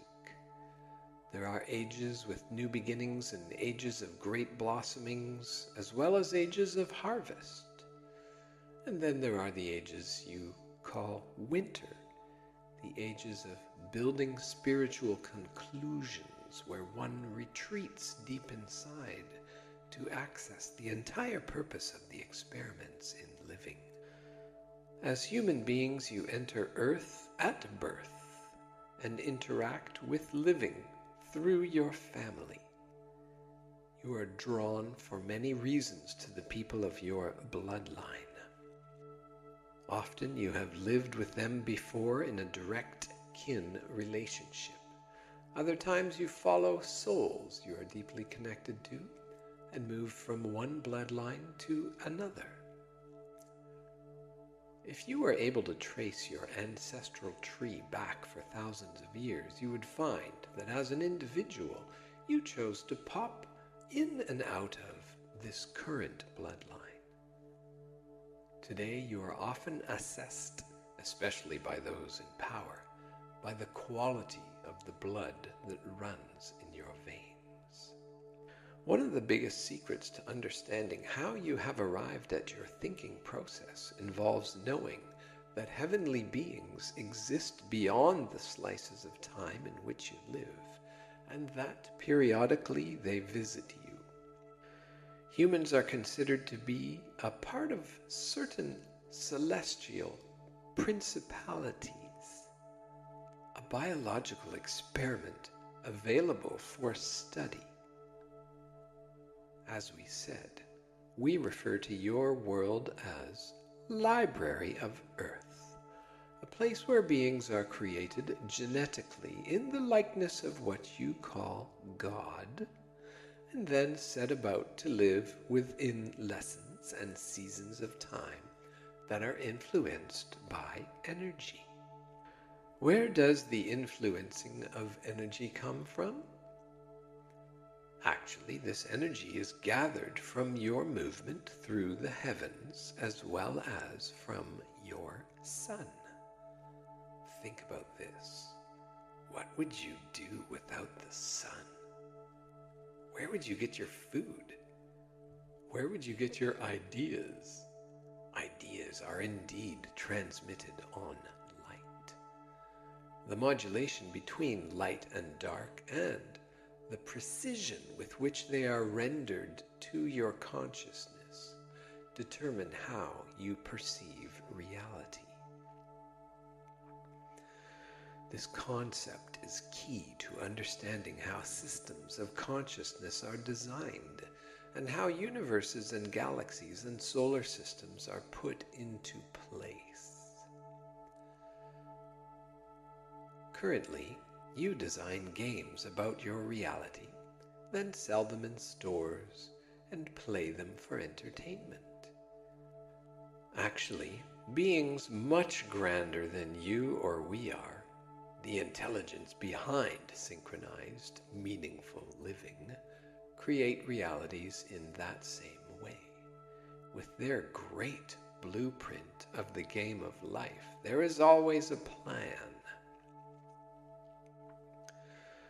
Today, intelligent waves of light energy designed as seasons of psychic weather hit Earth in an unpredictable way, which is all part of the game of life.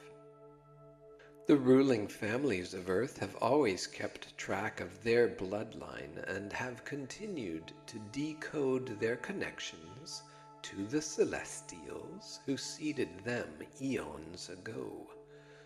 Sometimes they understand their own reincarnational existences. However, part of their mistake has been to remain within their own particular bloodline, which then becomes bloated, electrically discharged, and devoid of light, managing much power, but with no purpose. This power seeks to hoard energy, treasures, and ultimately knowledge of existence. These bloodliners are connected to a vast invisible energy that barely any human can understand. Members of the 12 or 13 families that rule your world have a deep and secret understanding of the division of the 12 or 13 ages of the great year. In actuality, they all know that at one time the ages were divided into 13, and that by changing the way time is interpreted, slices of knowledge and experience have been cut out. How you think is the focus of this lesson. You believe you learned what you know in school, or perhaps you read the newspaper every day. Your mother and father, forms of government, and religious organizations all affect you.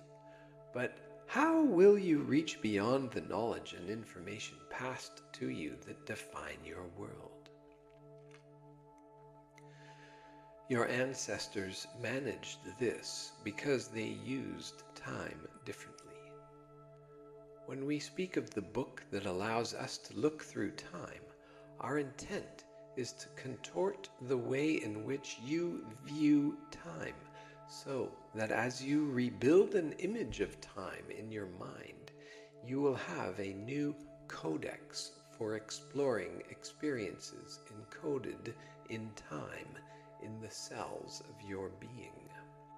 Now, each zodiacal age had celestial contact, and sometimes the contact was widely acknowledged and understood, considered to be an important part of the belief system of that current civilization. Each age had a way of dealing with the realm of the supernatural. If you trace history in your mind back to the year 0 AD, you will find that your calendar counting punctuates its beginning with the arrival of the being you call Christ. Energy points at the shifting of the ages create tremendous activity, and family of light, who likes to bring in and bridge information, often arrives with their own agendas to teach. Each civilization in its age has the opportunity to exalt or destroy itself. By choosing to be exalted, an ongoing impetus is created, teaching laws of existence that had to be lost. Through destruction, there is nothing left. In the Book of Earth, your world exists for billions of years. The cycle of time we ask you to consider, 26,000 years, is but a small speck. Many a civilization has developed and flourished for a long time, and then has destroyed itself. If you existed forever in one form, who would you be? In your 3D world, it may always appear that you destroy yourselves, one civilization after another. However, in the Book of Earth, any civilization can be visited and located if one knows the coordinates and uses the proper frequency. You are just learning these techniques on Earth at this time. Using technology, the manipulation and bending of time have been secretly practiced for almost the past 100 years, although for thousands of years, even without technology, time jumping has occurred. Those who read the mysteries and understood the hidden secrets always knew how to move through time. Sometimes only visions appeared. At other times, relocation was possible. And sometimes people vanished because they slipped into another aspect of time. You do not need technology or time machines to time travel, although today governments of the world do experiment with this technology behind your back. Much of the chaos happening in the early 21st century Earth is the result of a massive shift caused by time jumpers, moving in and out of your time, looking for particular events or wanting to change probable worlds. Probable worlds are currently known as timelines.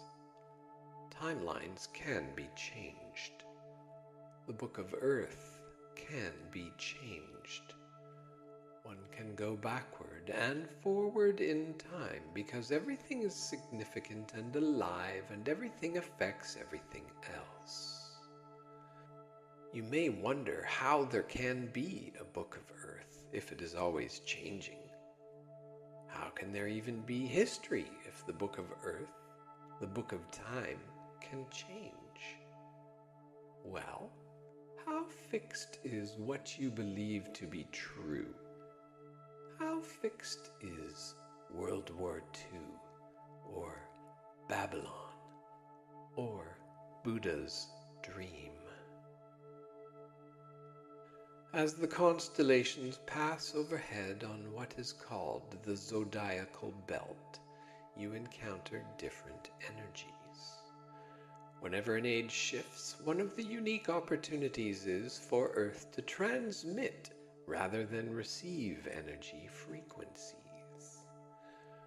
Those coming to Earth now are jumping time and entering because they know a vast change will soon occur on how you use energy. Everyone is fighting for control, anxious to see who will win. Will you, as humans, step gracefully into your power, understanding the great lessons the Book of Earth embodies? We come through time to share the lessons we have learned, that reality mirrors itself, that war creates war, that love creates love, that withholding energies for power creates separation, and separation creates illness.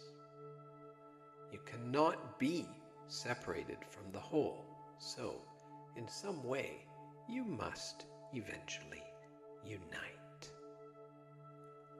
All shifts of ages have to create a bridge of energy, sharing the accumulation of one age with the next. Benchmark points of the ages are punctuated by peak or primary events. Because you are at the end of an age, perhaps you are wondering what the primary event will be. You are in the process of building a wave of revolutionary energy in relationship to your mind and how you think. 2,000 years ago, Family of Light taught an energy of truth and love and brought forth the message, "As you think, so shall it be." The records of Family of Light were later compiled, rearranged, and portrayed the life of a single character, Jesus Christ. You do not have a clear, precise picture in your history books of who lived at that time. People of great power walked the land and taught the truth of the vibration of love. As well, they helped people recognize the tyranny they lived under. Tyranny uses the tool of fear to control you.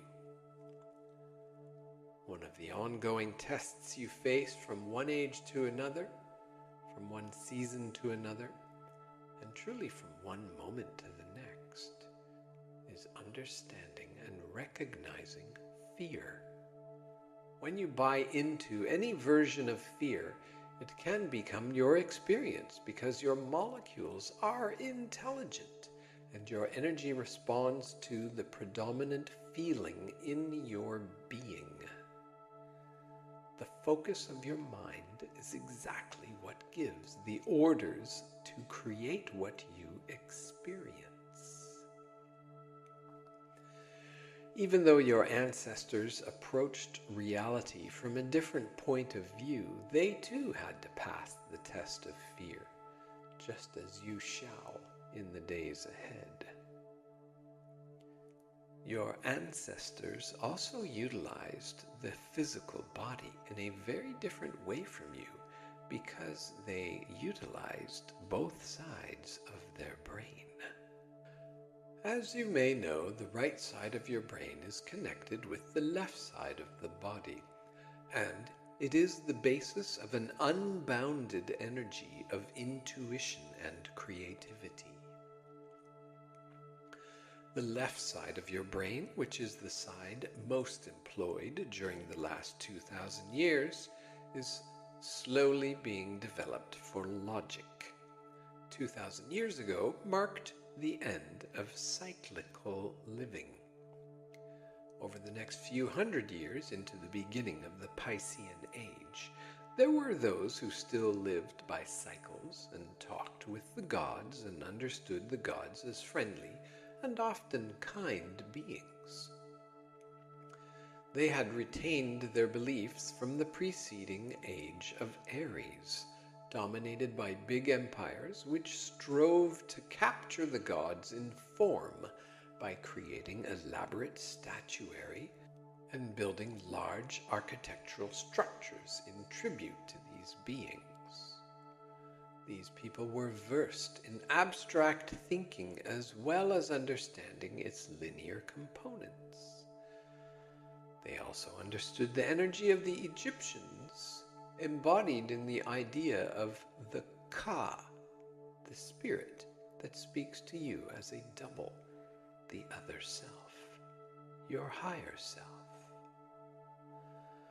When the knowledge of cyclical living began to change, people lost touch with that significant living. They forgot about the spiritual seasons and that life has purpose.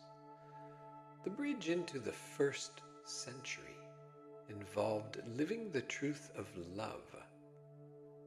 There was a great battle for the truth then, just as there is today. Whose truth would win? The Roman Empire was the ruling order of the day.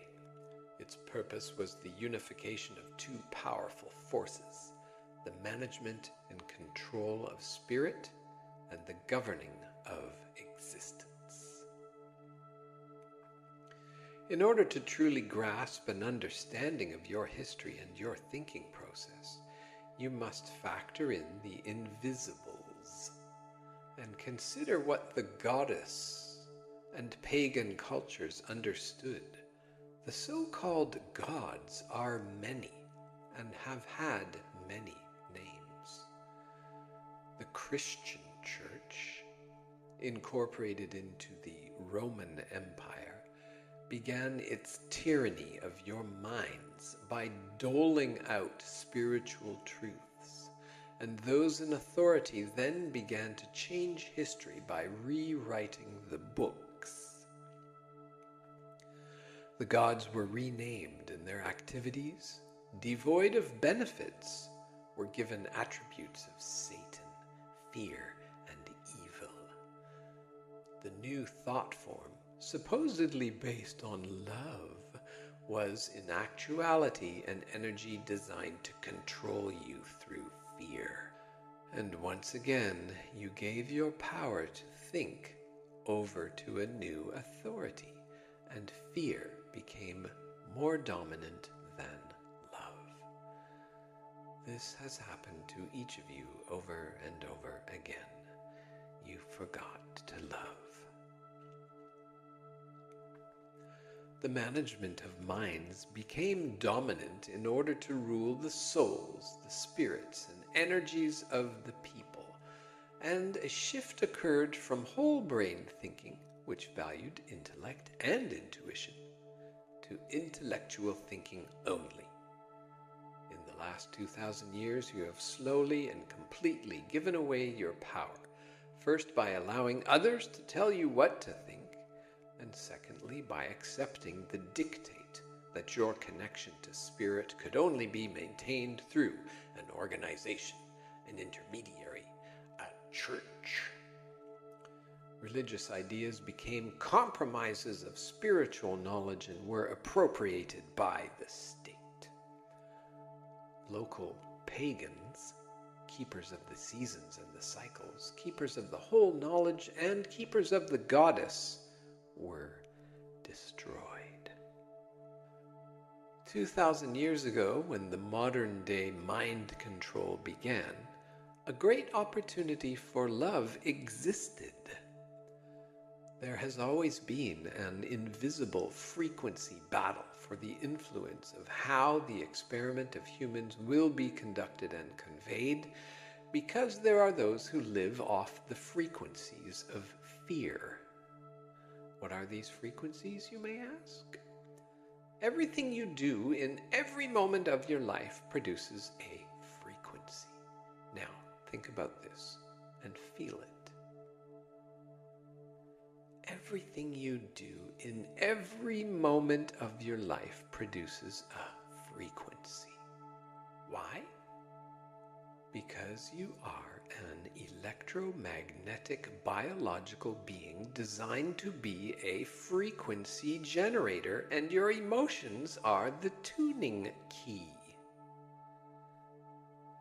You have feelings about everything, whether you want to admit them or not. Even though many of you never express your feelings, they still exist in a cumulative pattern, stored in the cells of your being and in your blood, just as they have in all of the lives of all of your ancestors, of every human being. These patterns radiate out from you in electromagnetic waves that have signals that call to you what you put out. You are connected to something bigger than yourself. From the beginning of time, men and women have spoken with the spirits because the gods were friendly and have always been around. It is only recently that the gods have been managed and kept from your awareness. At the beginning of the Piscean Age, it was decreed that only certain people could talk to God, that God was not available for everyone, except through offerings of money and through special prayers, through special priests and popes. Naturally, a dark age then came over the land, an age of sickness, of ignorance, and great fear. The second 500-year period in this 2,000-year test of time was very dark. However, whenever there is dark, there is also light.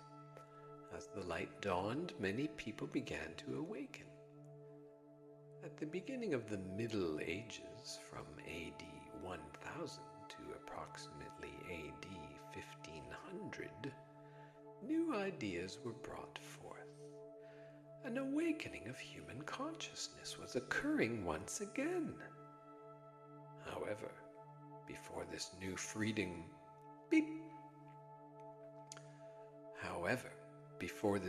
freedom of thought could take hold, there was a last eruption of darkness, the Inquisition, which was filled with killing and destruction.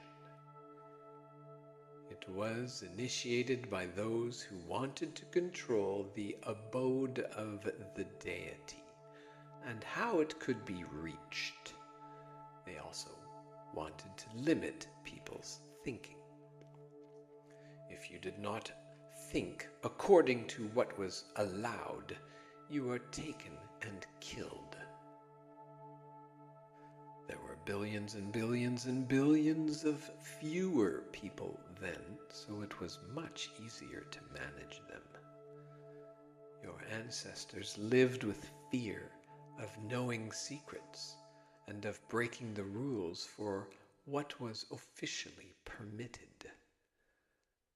There were very few who would stand forward and say, "Aha! The emperor is naked. He wears no clothes."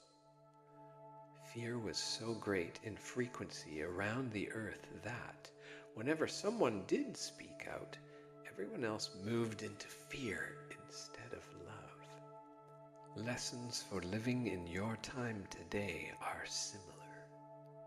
When truth-sayers have the courage to say, "The emperor is wearing no clothes," whether you agree with their point of view or not, send them love.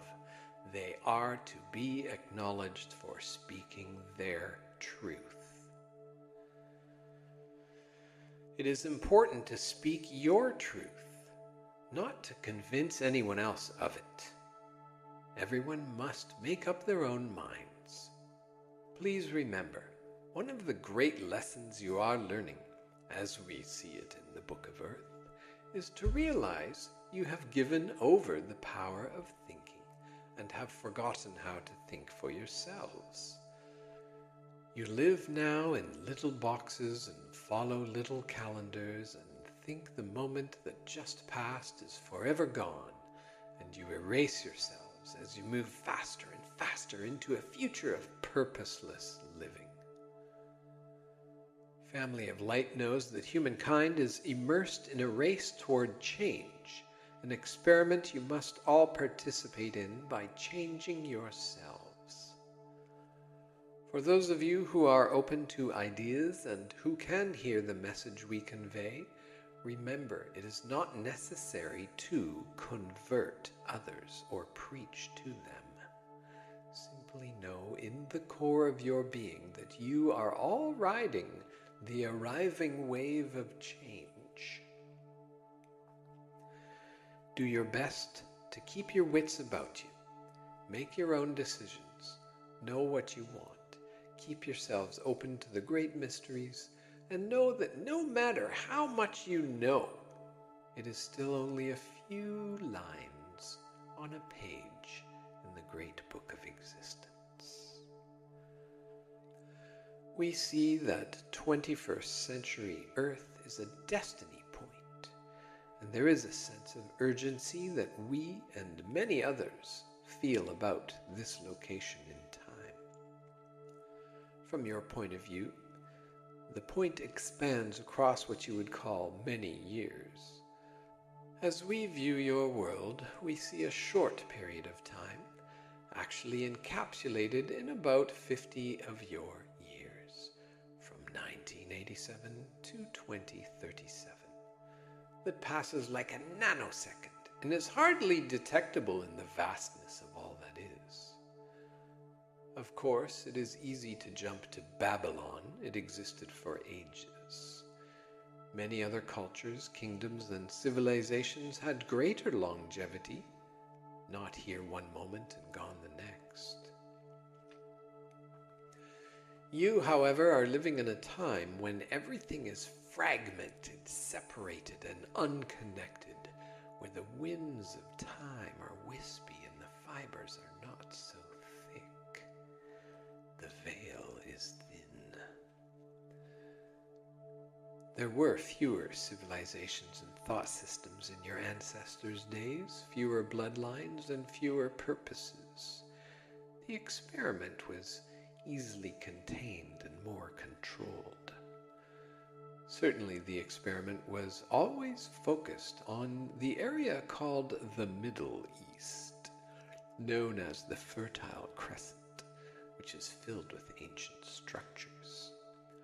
The pyramids located in Egypt were used as sound devices to communicate with the heavens.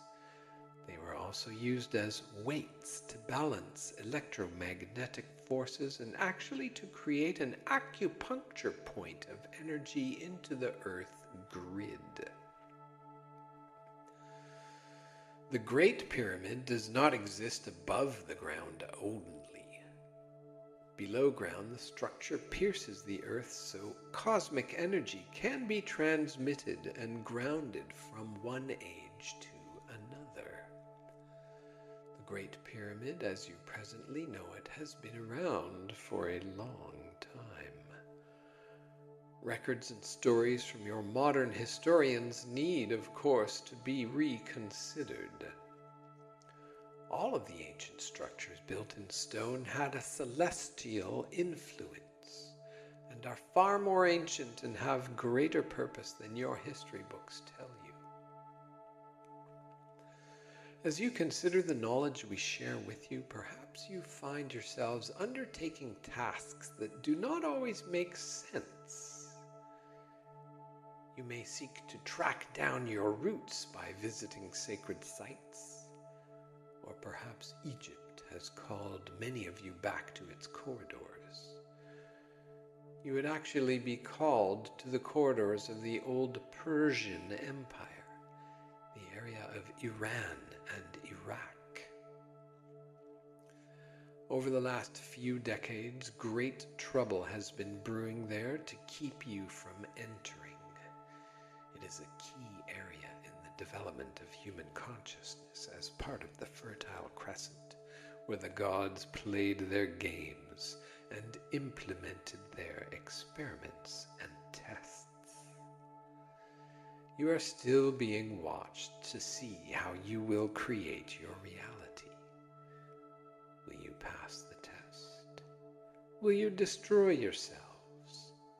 Will you create a new world?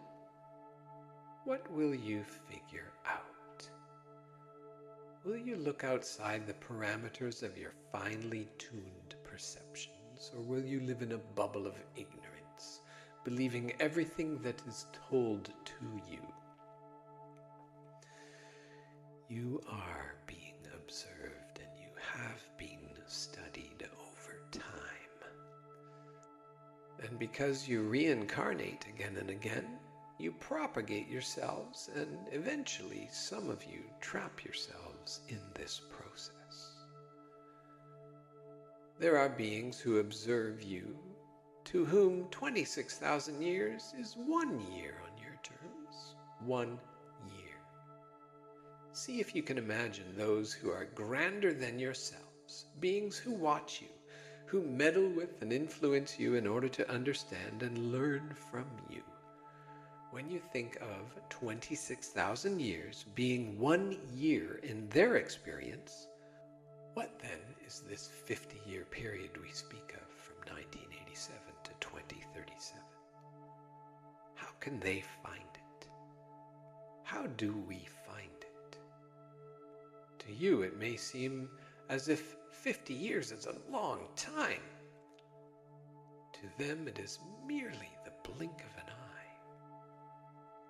According to the Book of Earth, as we scan the pages backward and forward to understand you and ourselves, that 50-year period is a significator.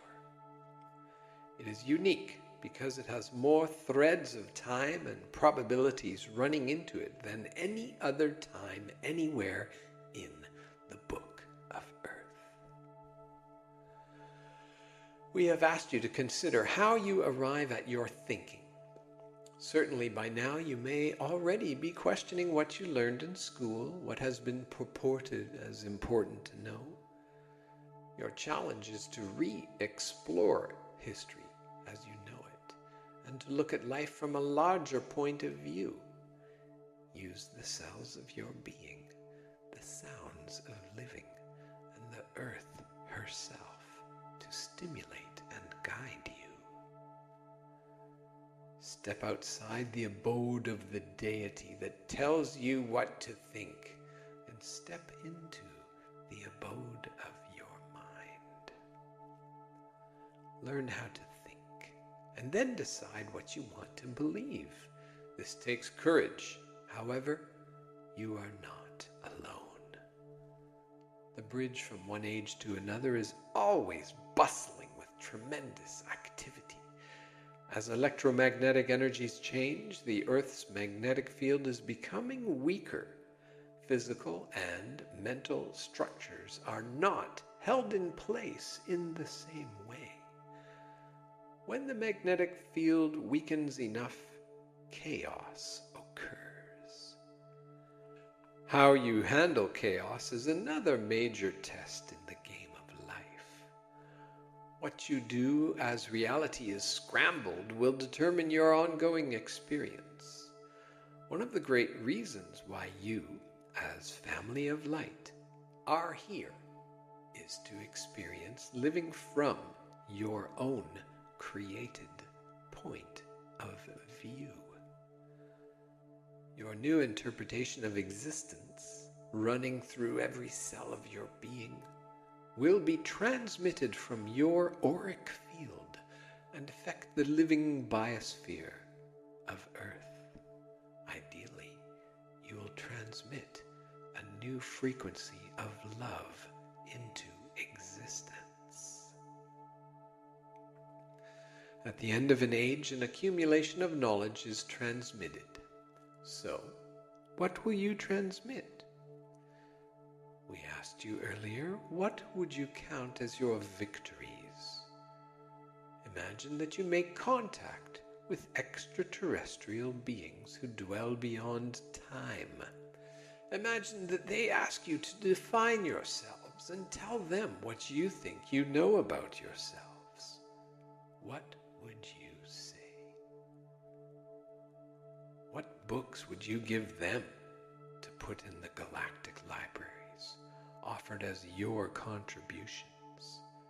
Think about it. Would it be books about the inventions from the last century? Or from 500 years before? What would be the focus of importance? Anything you want to come up with, we would say, limits you in some way. This thought exercise will help you understand where thinking came from and why you think the way you do. Then perhaps you will rethink yourselves. Perhaps with the aid of your ancestors, you can understand the ages of time and cycles of influence that vie for your attention and your biological energy, which you emit as emotions. Perhaps you will begin to understand that your energy is being harvested and that others watch you from moment to moment. We said earlier that the gods have taken a nap. We said earlier that the gods have taken a nap. That's only from your point of view. Someone is always connected and around. When you vibrate with fear, you draw energies to you of that vibration. We ask you all to consider, without guilt, shame, or blame, how much fear do you produce in the world? Now imagine that the vibration you send out, without your even thinking about it, attracts a form of life capable of influencing you to keep you producing that same vibration. Without the fear, these energies would have to leave. Beep. Without the fear, these entities would have to leave because they do not resonate with love. In the bigger picture, in the book of Earth, as the pages unfold, we see time and time again, no matter which empire is in charge, Persian, Roman, or Greek, with the great Alexander stepping forward to conquer the world, they are all based on fear and killing. Today, the New World Order has a chance to be another Roman Empire. The Roman Empire merged with Christianity in the early centuries of this era and modulated the truth of family of light to fit their political agenda. Will those of you who are bringers of the dawn today modulate your truth to be one with the New World Order? The ancient Christians were divided. Far from being unified, they were diversified in their teachings. They still are today. Some believed back then that there was more than one God, while others believed there was only one.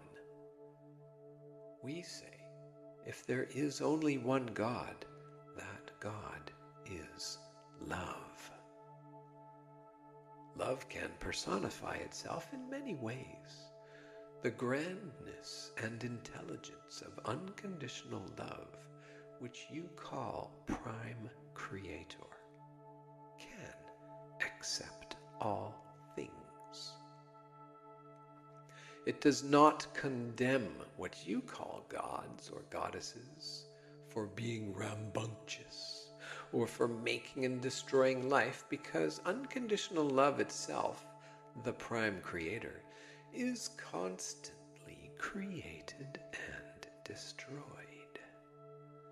In the bigger picture, everything is imprinted with an ongoing intelligence, and nothing is ever destroyed. As you rethink yourself, think about Earth and the destruction taking place today. The biosphere of your Mother Earth, your physical beings, your backyards, your fields, the meadows, and the forests are in danger. The places where children used to play and run by streams, spending the afternoon laying under trees, studying the clouds as they passed through the sky, are slowly becoming toxic. Once squirrels and birds were valued as precious. Now they are feared as germ-infested creatures. Magic was once alive, but with the selling of linear time and the erasing of the cyclical meaning of existence, magic has vanished. It vanished with the burning of the witches. They were the last brave ones to carry forth the teachings. To bring up the word witches may raise some hackles. There are as many versions of the witch stories as there are versions of truth. Many so-called witches were actually those who defied the ultimate tyranny. Beep. Many so-called witches were actually those who defied the ultimate tyranny of mind called religion. They still spoke to the land like the ancient pagans and understood herbs as medicines. They practiced natural healing remedies and knew how to live in a time of darkness. They dared to reach into the ethers, into the realm of spirits, and communicate with them. They were labeled cavorters with the devil, so they were taken from their homes, their villages, and burned publicly. A great fear spread through the land, for the Inquisition had many methods of torture. However, every age always has its renegades, those who quietly know how to blend in and play the game, who understand that in every moment of living there is a choice. Low road, middle road, or high road. The quality of love or fear you carry into each moment determines which road you travel. Even in the darkest of times, those who understood the frequency of love knew how to shroud themselves. Beep. Even in the darkest of times, those who understood the frequency of love knew how to shroud themselves, and so the mysteries of cyclical living were always carried forth. This was certainly not what the governments or religious organizations wanted. People were told they needed to be governed, that they were not capable of talking to God personally and needed intermediaries. That if they were communicating directly, they must be possessed by the devil. The devil's favorite subjects were women, of course, because women still had vestiges of the intuitive side of the brain from the pagan days.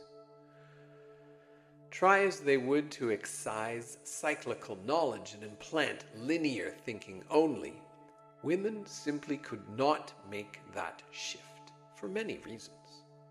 They continued to know that their bleeding time was on a cycle that followed the moon as it changed and passed through its phases every 29 days. Their whole way of living and bringing forth life was based on cycles that contradicted the existence of a linear, meaningless world and calendar. This removal of magic and whole living transpired during the third 500-year period of the Piscean Age, as we said, approximately between AD 1000 and AD 1500. As each age unfolds, each quarter section of the age offers lessons. By the beginning of the last quarter of the Piscean Age, fear seemed to be the predominant feeling for the common person. However, in this same quarter, from AD 1500 to the present, the higher echelons of society experienced an enlivening of their spirit. Health and dietary practices changed, and people began to reform their old beliefs. The church and government no longer stood as ultimate authority where heretics were once burned at the stake. An age of enlightenment, an age of reason began. But what would that reason bring? Looking at this last quarter of the Piscean Age, you can see a major acceleration of information distributed among the masses. A great population explosion occurred, and people shifted from a constricted, prescribed view of a flat world to seeing the world as a globe, a world that has another side, a world that held endless possibilities. Whenever new territories opened, whether thousands of years ago or tomorrow in your time, many want to advertise their beliefs there. Remember, your beliefs are based on two simple choices: fear or love. As the New World began to be developed, the Old World Order, the Roman Empire, was already 1,000 years dead and gone. The New World was discovered by European explorers, but it certainly was not new. There were people here who had kept the ancient stories hidden, people who dispersed during the Great Migration after the Tower of Babel and the Flood. They brought with them the knowledge that they held from the time of the gods and translated it into their own words. In time, their books were dispersed all over the globe. In retrospect, it can be seen that it was only the Western world, a product of the Roman Empire and Christianity and its certain mode of thinking, who did not understand that the world is round.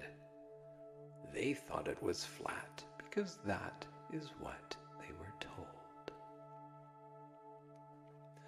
Many of the challenges of the ages resurrect themselves today in your day-to-day life. At the beginning of the last quarter point, around 1500 AD, people were challenged with accepting a worldview that instantly changed the agreed mode of living. As much as the church wanted to burn heretics like Galileo and Copernicus who dared to challenge its ideas, they did not burn Columbus because they could not make the roundness of the world go away.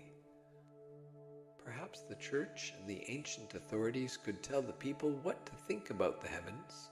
However, they could no longer promote the belief that people lived in an isolated, meaningless, fear-filled world where if you walk too far, you might fall off the edge into the devil's territory.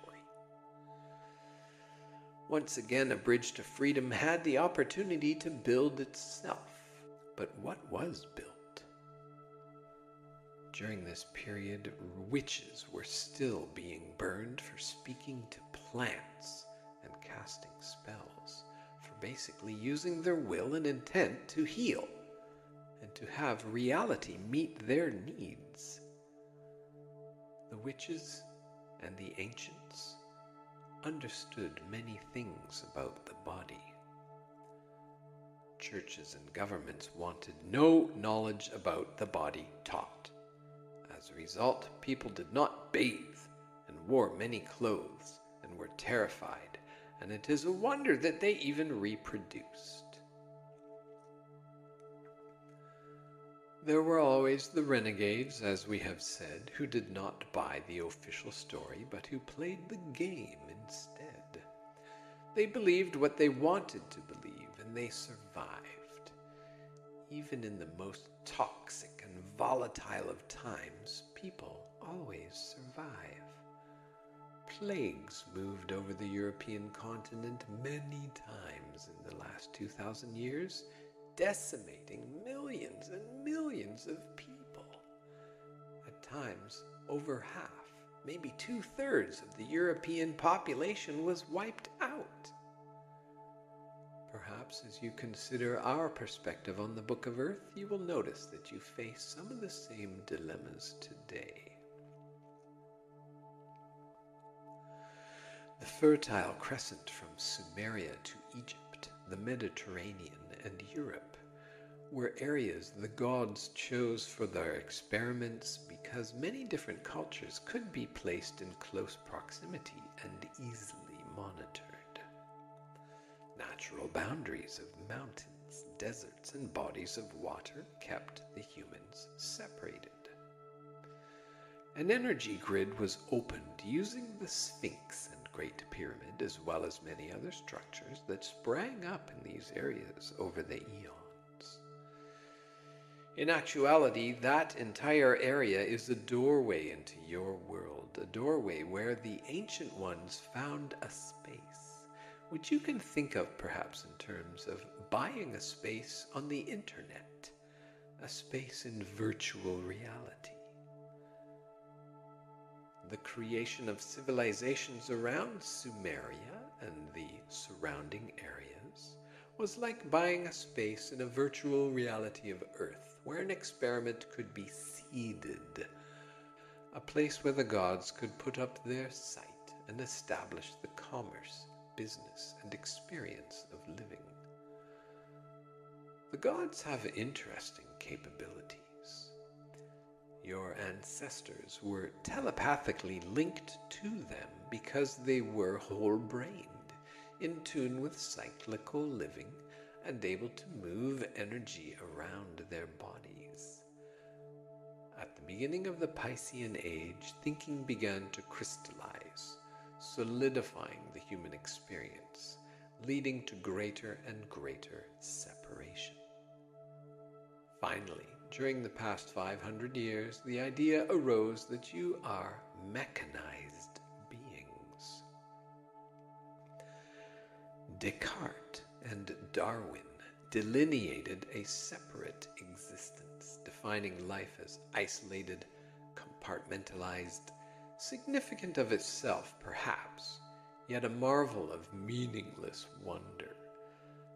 A mass marketing of meaningless separation took hold, not only separating you from the gods, but from nature itself, achieving the complete control of your minds.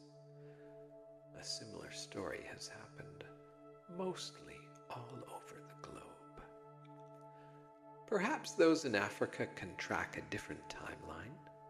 However, their history portrays the giving away of their power to authority, giving up love, choosing war, and then losing everything. In the final isolation, disease runs rampant. South America has had a little different story with the same issues. There, the aristocracy and the common man are vastly separated by a hierarchy with immense resources, but no unification of purpose. Secrecy and misuse of energy rule these areas today, and people are afraid to claim their power. Asia contains one of the greatest experiences of mind control ever. In the vast experiment of China, how do people think? They are told what to think. Families are allowed to have only one child. What can they do? They are over 1 billion people, 1/5 of the planet's population. A potential grassroots movement larger than any other, made compliant. How indeed have human beings been sold such limitation? When we look at the Book of Earth, we see that again and again there have been those who would speak the truth, and often they are not burned at the stake, they are merely laughed at. You begin to understand the energy at the quarter points of the last 2,000 years, yes? The lessons of an age at the quarter sections serve as punctuation points in time. Now that you are removed from those times, perhaps you can understand that you live for a purpose, and that the heavens offers you energetic opportunities to become one with yourselves. Understanding this, and perhaps who you are, the history of your world then begins to make more sense. We again remind you to rethink yourself. Think for yourself, and to use the power of your mind to access the richness of your ancestors and your inheritance. Look around to see what you have created, and know that it means more than you will attribute to it. The bridge to the 21st century has been built by your minds.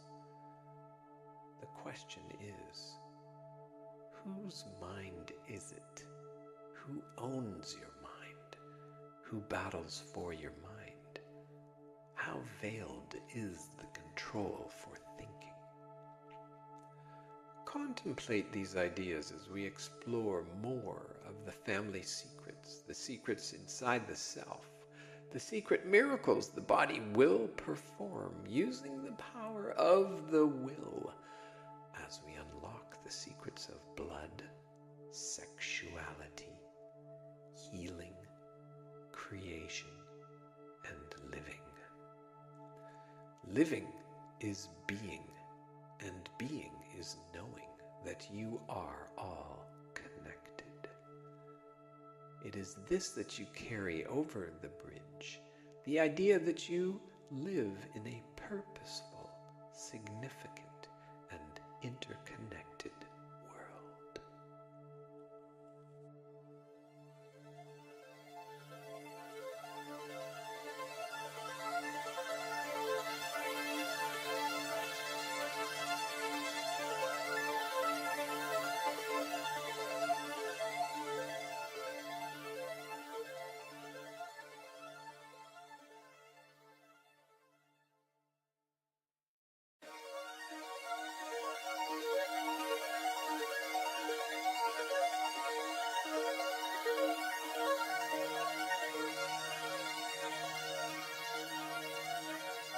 Family of Light by Barbara Marciniak.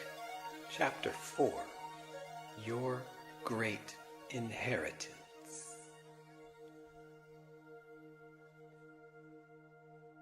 When we speak to you about this great book of Earth, we want you to understand that the source of these stories, which are alive and rich, is stored in the annals of your genes, if only you could read them. So do not feel that we have access to knowledge that will forever be kept from you. Everything you want to know can be discovered if only you will learn to utilize the great biological being that you are. Now that you have been reading our stories and tales of your history, you may have noticed that we jump around and say a little bit here and a little bit there. This is done so you will not think of your past unfolding in a linear line. We want you to discover who you have been and who your ancestors are in a different way, a way that may appear to be random and scattered. When we look at the Book of Earth, we see the key juncture points where bridges are always built during the shifting of the ages. You are at one of these points, and it is by understanding your physical being, your biological structure, that you too will be able to access the same vistas and points of view that we have. We have pointed to your ancestors, suggesting that they had faced many trials and tribulations. It is important for you to explore your family tree as you learn more about your identity, about what you value, and who you think you are. Your potential to grow within yourself is taken from the basic founding materials of your true ancestry. Part of the opportunity afforded you in the shift from the age of Pisces to the age of Aquarius is the movement from linear thinking to multi-dimensional living. If you were instantaneously thrust from one era to another, it would be quite a shock to your nervous system. Yet within the bloodline of your ancestral lineage is the ability to shift your reality by shifting your perceptions. In early 21st century Earth, you are rediscovering psychic phenomenon, the psi factor, as you call it, which the pagans and witches knew as spirit or ether. Religious leaders who organized and sold their version of God to you have always maintained that psychic powers were of the devil, because they did not want people to acquire this power. Over time, your ancestors chose fear and the belief in an authority outside themselves, abdicating not only thinking but common sense as well. All of this knowledge is stored in your bloodline. In like manner, your Bible claims that humankind was created by a Hebrew god around 4000 BC. Yet, in ages long before then, the true gods, who are your ancient parent creators, came here from all parts of existence. Their seeds and their ideas have been transmitted throughout all of time, and traces of their existence can still be found in most places on your planet. North, Central, and South America, Australia, Indonesia, Asia, India, Europe, and Africa. The land masses have changed and moved over time. You believe these were gradual shifts and changes. Yet today the theory of gradualism is losing favor because Earth is dancing with changes on geophysical and energetic levels all the time. No one quite knows what to make of these changes because in most cases you choose to believe the official line of truth. Your perceptual experiences indicate gradual change as a rule, and you cannot even imagine the knowledge that your ancestors accessed. They knew that sudden, shocking, and surprising changes can occur in an instant. And in that regard, you cannot make contingency plans. Although your distant ancestors understood the use of their brains to a greater degree than you do, that is not to say they had full brain capacity. They simply utilized the right and left brain in a more balanced way, as a survival tool. Over the last few thousand years, you have been discouraged from using your right mind, your intuition. You have slowly become linear and left-brain oriented. Western civilization, where this bias is most widespread, is now branching out as a great empire around your globe, spreading its left-brain orientation that is disconnected from common sense and from a meaningful relationship with existence. Riddled with family secrets and secret societies, Western civilization is filled with lies, deceits, and manipulations that are only possible because you have lost the balancing influence of your greater selves. Because of this imbalance, your methods for dating time, including the carbon dating system, are errant. You do not take other factors into account, such as many energies have the ability to shift and move through time. Time is not static. It is an ever-flowing river, ongoing and changing, yet holding its own integrity. Can you understand the integrity of a drop of rain falling into the river? It mixes and blends, yet it is always itself. Or is it? If it is part of the whole, can that drop of rain be accessed in any part of the river? We want to stretch your imagination so that you understand the hologram where the whole can be stored in a part. Imagine a creature, a being so intelligent, alive, and intense that it is everywhere at once. Its essence is pure and responds to every other aspect of itself.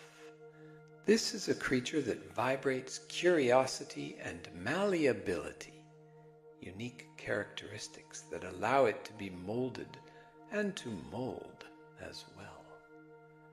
And you must learn to dance with this energy. One of the prophets on the silver screen of your world, Yoda, calls this creature the Force. It is a being, alive and intelligent.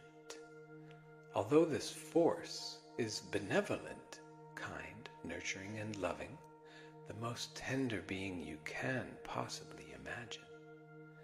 It can also be dynamic and ferocious, dark, compelling, and even evil. It has all of these sides. Sometimes you imagine an existence made of all goodness, a golden age where everything is perfect. Do not rule out the wounds of darkness that may take a while to heal, and do not rule out the opportunities to transform for those who are here to be transformed. Many of you would like to take evil and step on it, destroying it like you would a bug. Squish, smash, be gone into another reality. This practice of eliminating human life, because it is perceived as evil, does you no good.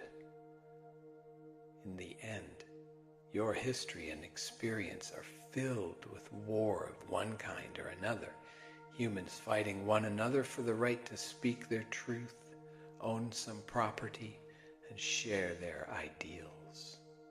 And one human or another is always wanting to suppress someone else's ideas, someone else's thinking. This activity has been a founding principle at the core of your being for thousands of years. Today you must learn to respect the spiritual integrity of others, a raindrop acknowledging the river, by claiming your own inner authority and developing your character from it.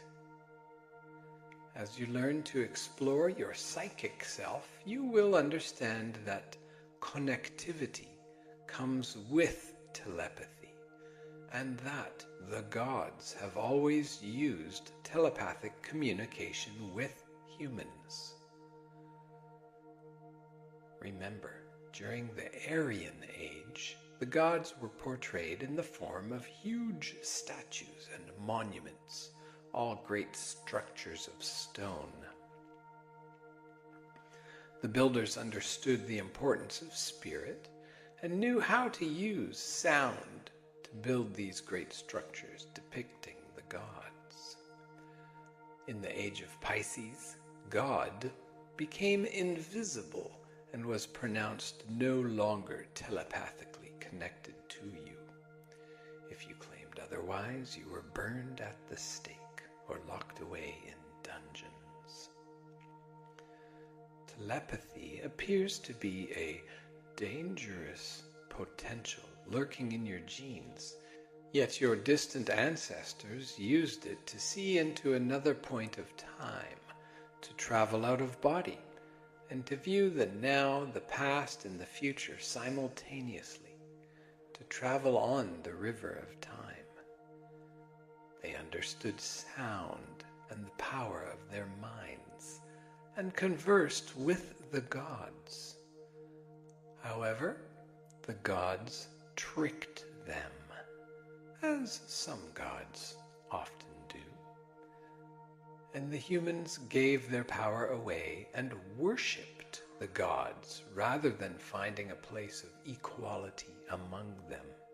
And what is our place of equality with the gods, you may ask? How will we ever be equal with the gods?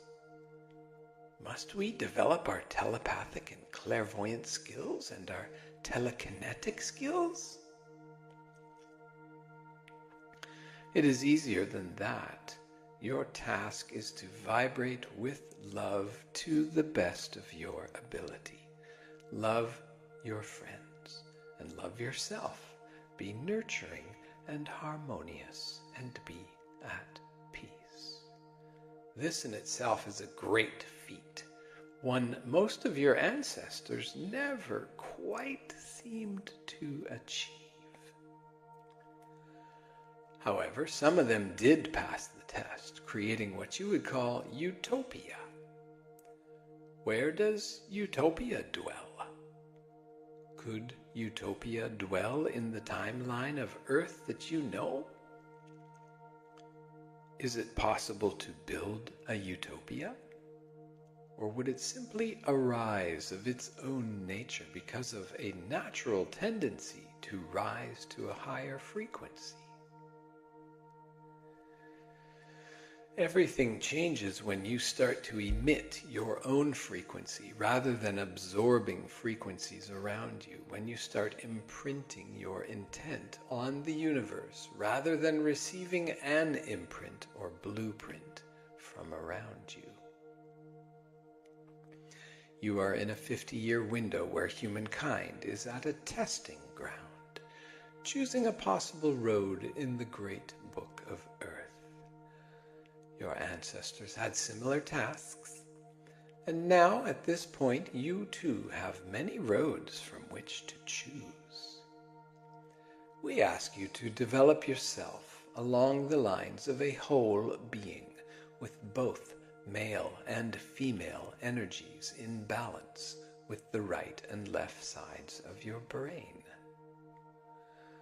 Using the full vitality of who you are, imagine that everything your ancestors have been is stored within you. For it is with this knowledge that you must proceed forward. Your ancient ancestors, prior to this Piscean age, tracked the movements of the planets and appreciated the opportunities the heavens heralded. They knew that intelligent beings visited periodically, and often that these beings were far superior to the local humans at each time they came. You are watched. You are maintained. We have suggested that 26,000 years may be equivalent to 1 year to some beings.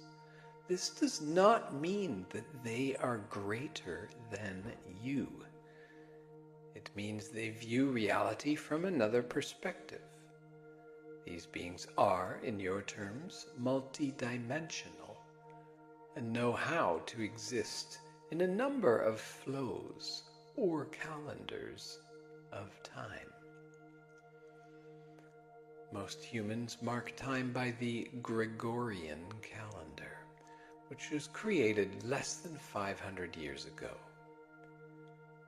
At the time, the Pope and other authorities of the Western world made adjustments and located all of the holidays near the equinox, the solstice, and the cross-quarter days.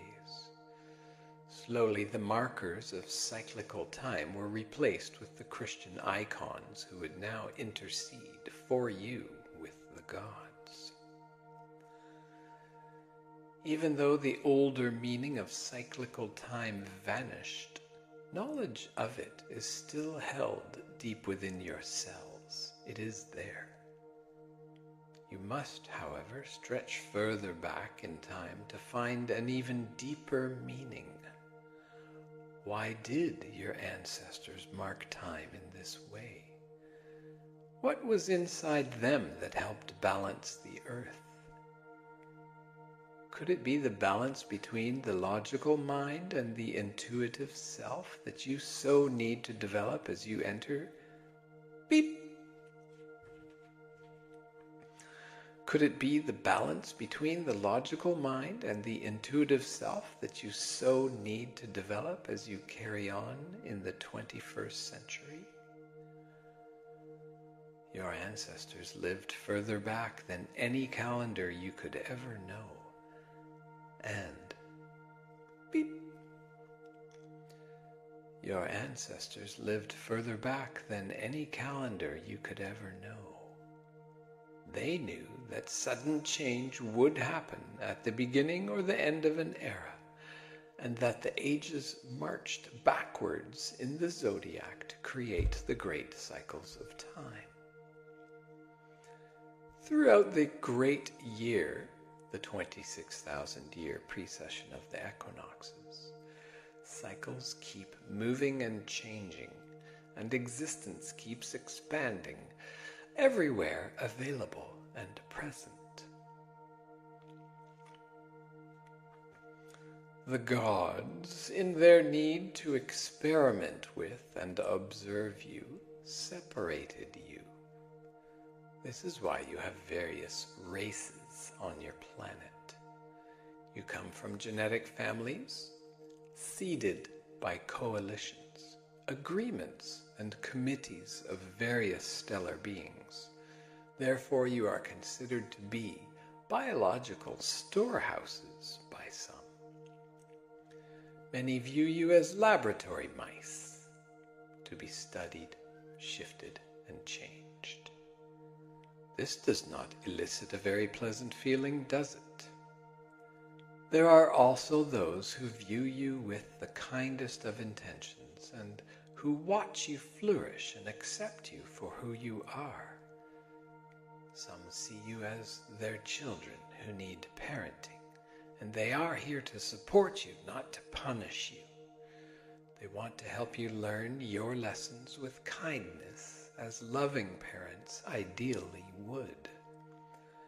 They are like parents who find it important to spend time with their children, to communicate directly with them as the ancients did, rather than to park them in front of electronic teleteachers as modern parents do. In this 50-year period, people from cultures all over the globe, from all genetic strains, will begin to realize that you now live within a window of opportunity, a fleeting moment. For you, this period elongates seconds to minutes to hours to days. It is one of the unique features of this time. Linear thinking and linear experience trap you as a rule of time, whereas multidimensional perception allows you to be in many timelines and many flows of the river of time. Time can flow fast, slow, or not at all. Those you call gods and goddesses are multidimensional, as were some of your ancestors. However, in the management and control of minds, fear was chosen and multidimensional living was abdicated. At the end of one age and the beginning of another, many dilemmas arise, and the tools for living, for continuing civilization and continuing yourselves, are questioned.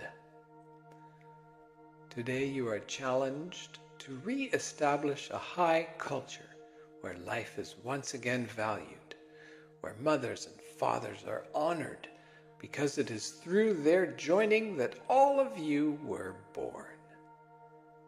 When you begin to value your biological being, you will understand that there is such a fine spirit within you, more valuable than anything you could ever create. A spirit that is priceless, a flame of light, like a jewel, an emerald, or a diamond, with so many glittering facets that it seems to grow as you observe it. This is who humanity is, priceless. Yet you keep forgetting your value, or else you refuse to believe it and say, "This is not in the books of history, therefore you must be kidding us." You even think we must be buttering you up, sweet-talking you. Humans priceless? Yes, you are. Reality mirrors itself. The Creator we ask you to contemplate is in all things.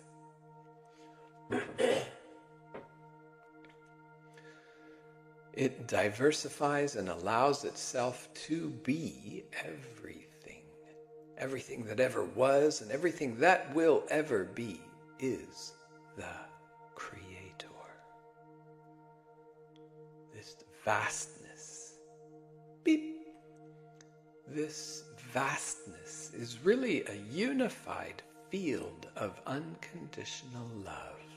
And when you really comprehend this fact, you will relax into living.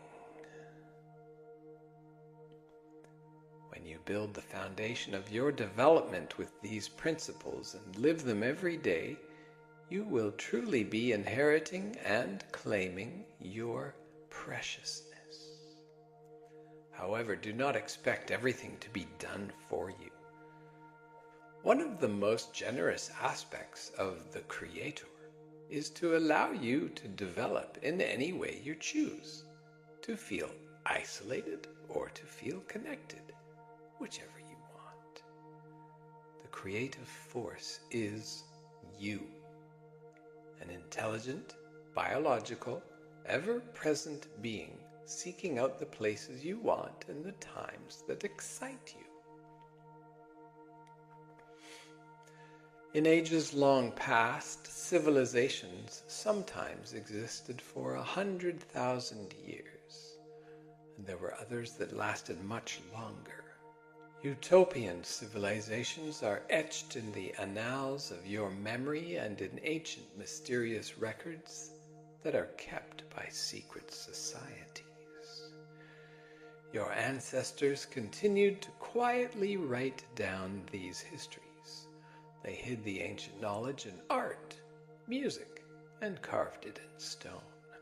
Utopias, as you consider them, would be places where humans and multidimensional beings came to interact and work out a plan where a certain harmonic frequency would be established. More often on your world, you destroy one another. You merge and blend through wars of conquest, where you punish those at the bottom of the ladder, or destroy one batch of humans and make another batch feel important. There has always been a possibility to blend peacefully, but you rarely choose it. Some choose it, of course, otherwise you would annihilate one another completely. Yet your history is full of dead civilizations. The utopias, though, are more than alive. Although anything can be located on the stream of time, the utopias do not come to an end. They could eventually stop although sometimes the collective energies of the utopias learn to manage their frequencies so well that they keep integrating more and more energies, and as they continue to vibrate higher and higher, they appear from your point of view to literally disappear. They raise their frequency of compatibility and compassion, their forms of tolerance, to a place where they see the perfection of light and dark. They would certainly not be all light in your terms. However, they have integrated the so-called dark side and continuously work to transmute it. They allow a doorway of healing for the dark energies to enter into their world, and the dark energies come to be transmuted. Is this not an interesting concept? This example could be considered a form of utopia, a place that continuously exists in a state of non-judgment. Now you must say to yourself, goodness, if this utopian place is filled with light, and they allow a portal for dark to jump in, will they turn everything to light? This is an important point to ponder. How much darkness is there to transmute? How much so-called evil is there in existence? And does darkness really need to be transmuted? If darkness swirls itself into light, what does light swirl itself into? Perhaps these utopian cultures recycle light and dark into each other and have found a balance. Today you are also faced with finding a balance. As you explore the depth of spirit, some of you only want to find the good stories, the tales of light. A great healing victory needs to take place on earth. You have the potential to achieve and transmit the frequency of unconditional love, which will change everything, unify existence, and serve as a mirror to the great Creator. This is your potential now. If you would each send out a thought wave of intelligent creation from the vortex of Earth into all of existence, it would make a difference. Let everyone and everything know that love is possible and that you are truly alive and proud of it. When you are unified as humankind, the doors will open so that you can meet the rest of your celestial family as equals, with your total psychic connection switched on, so no possibility of deceit, chicanery, or deception can occur. We ask you to grasp this possibility, to go into your spirit and seed the core of your being with a new possibility among the many threads of choice. Choose the one where you decide to be priceless, where knowing many things you live in complete comfort and relaxation. When you hold the vibration of love, the purpose of the celestial plan and its connections become more apparent. And then you can know that the darkness really inspires the light. It outlines it, giving it form and definition. To be more at ease with who you are, picture the number 8 resting on its side and laying over your eyes, the infinity shape, with the balanced flow of energy moving from one side to the other.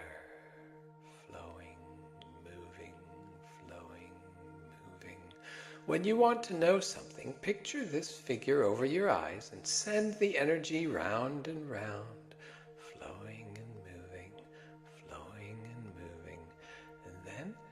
see yourself at the cross points and ask your question. Focus, wait, and see what answer comes to you. This is a technique from the Book of Earth that your ancestors used. They would balance both sides of the brain, then focus their attention in the area that you call the third eye. Use the power of your spark of life to imagine and create, and remember your ancestors do indeed speak through your blood. This and other hidden mysteries have been used as the foundation of many secret societies, for without psychic abilities, secrets can easily be kept. With psychic abilities, secrets dissolve. In order to stop the secrecy and deceit on earth, each of you must be willing to claim your great inheritance, your ability to feel. Have compassion for the ancestors of the last few thousand years whose fear imprinting you now carry as a great armor. Remember that the test of all ages is always about the choice between producing the frequency of fear and the frequency of love. Perhaps you will become one of the utopian worlds, a place in the mind where only a specific frequency can enter. No time jumpers, no matter how powerful or how accurate their set of coordinates, can ever enter a utopian timeline. The lines are, in your terms, sacrosanct, secret, with only the proper vibration of unconditional love allowing entry. This is an important concept for you to understand, because for a time you can create this vibration, this frequency on earth. You must learn to find what you have in common with one another and then to unify. You will learn that what appears to tyrannize you from inside or outside is really there just to test you. What frequency will you produce? Who will you be? Once you learn to produce the frequency of unconditional love and learn to maintain and continue to be self-sustained by it, will you share it with others? Or will you write of its secrets in your books, as some of your ancestors did, and keep it hidden away? Within the various continental structures around your globe, there lie many old artifacts, many clues and opportunities to understand the fuller picture of your origins. Artifacts have been uncovered over time, and many of them do not fit within your linear view of the past. As we have said, you have developed linear thinking and shut off the knowledge of cyclical living, which not only punctuates the heavens with meaning, but also serves to better describe time as flowing like a river, moving and moving and moving. Some artifacts appear to be mistakes, anachronisms found where they have no business being, and yet there they are. These out-of-time objects range from footprints of humans preserved in stone next to dinosaur prints, to gigantic human footprints and skeletal forms 20 feet tall or more, to vases and cups, batteries, jewelry, and spherical balls, to name a few. All kinds of devices have been found buried in the earth as people mined for minerals, excavated ruins, or just built roads. Sometimes these objects were found because someone was hunting for antiquities, and at other times they merely appeared as if by magic. Some were even found embedded in layers of stone millions of years old. These discoveries, of course, are not announced in your newspapers. The idea of sophisticated objects like those manufactured today being found buried in layers of earth millions of years old does not compute with your controlled society. You are blinded by your beliefs, which shuts you down. You are in a state of denial, and as humankind you have been programmed to exist in this mind-controlled state. The more you believe in only a linear world, anything and everything existing outside your timeline will be blanked out. You dismiss them, filing them away in the never-never land of unfounded notions, and think, this is not what I was taught or what I was told. Now these objects are studied, of course, and sometimes turned over to museums or to collectors of out-of-time objects. Where do you feel those objects come from? Actually, Earth is billions of years old, and civilizations have been here from the beginning, seeded and guided by various celestial beings who experience time from a different perspective. And then there are time jumpers who can move from one section of time to another. These time jumpers go into time to change history, but as we have said, not every slice of time is available to them. You are travelers on your planet, yet you cannot go everywhere. Every time you travel somewhere new, you must have the proper currency and learn the language and customs. There are many factors involved when you travel around your planet. Yet for time jumpers, there is even more considerations. They have a multi-dimensional view of your world and of all of existence. They are not linear like you. Linear beings often have their circuits blown when they experience a time jumping. On your planet, people have walked down the street and slipped into another piece of time, sometimes onto the opposite side of the globe from where they were. People can shift dimensions easily, though it is not common.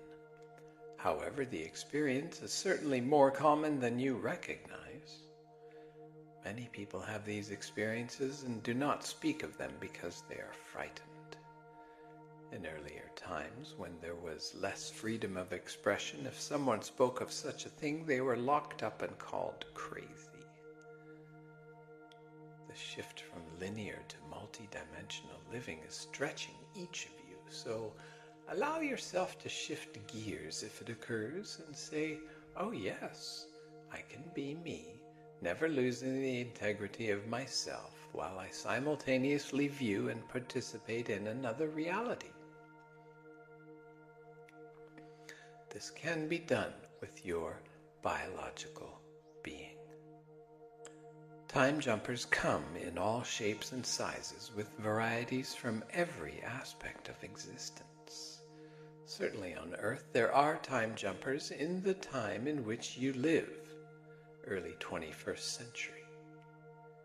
People have been altering time on your planet for ages, although your current time experiments are the outgrowth of activities that began, as we mentioned, about 100 years ago. There have always been those who could use their minds to tinker with electromagnetic energies and affect time. Where would you get these ideas, you may ask us? Remember, the invisibles are all around you. Multi-dimensional beings are in your world everywhere. You think the gods have gone away. Remember, we said they are simply taking a nap, or actually playing a game of peekaboo with you. Over time, people became terrified of their inner abilities and no longer had a natural telepathic link with the gods. You must re-bridge this gap, while simultaneously learning to bridge the gap in your mind from the right side to the left side of the brain. A sense of whole-brained living will result, allowing you once again to communicate with your creators, your cohorts, your celestial family and friends. Simultaneously, you will deal with the electromagnetic signals, the energies of an invisible sort, used to confuse and stop the great awakening of your abilities and the claiming of your pricelessness. It is true. A great battle exists, a fight for the souls, the spirits, and bodies of humankind, for the core of your being is so vital that many seek it. Keeping you in ignorance, most particularly trapped in linear thinking, forces you to produce the frequency of fear rather than the frequency of your own natural biological inheritance, unique to you, which is the frequency of unconditional love. Love does not exist anywhere else quite like it is stored in you, because you are part of a library and are a priceless experiment as well. You came from beings who seem to expand worlds, who create universes, beings so clever that all time exists for them at once. They charter time and leave clues as tidbits of knowledge stored away just in case they might need them. This is not so different than your custom of storing away money for a rainy day. Like squirrels storing their nuts for winter, the gods stored their secret stuff and stashed it away, hid it, so they could have it when they need it. They are not so different from you, you know. In actuality, as we look at the Book of Earth, you are all related, and so are they to you.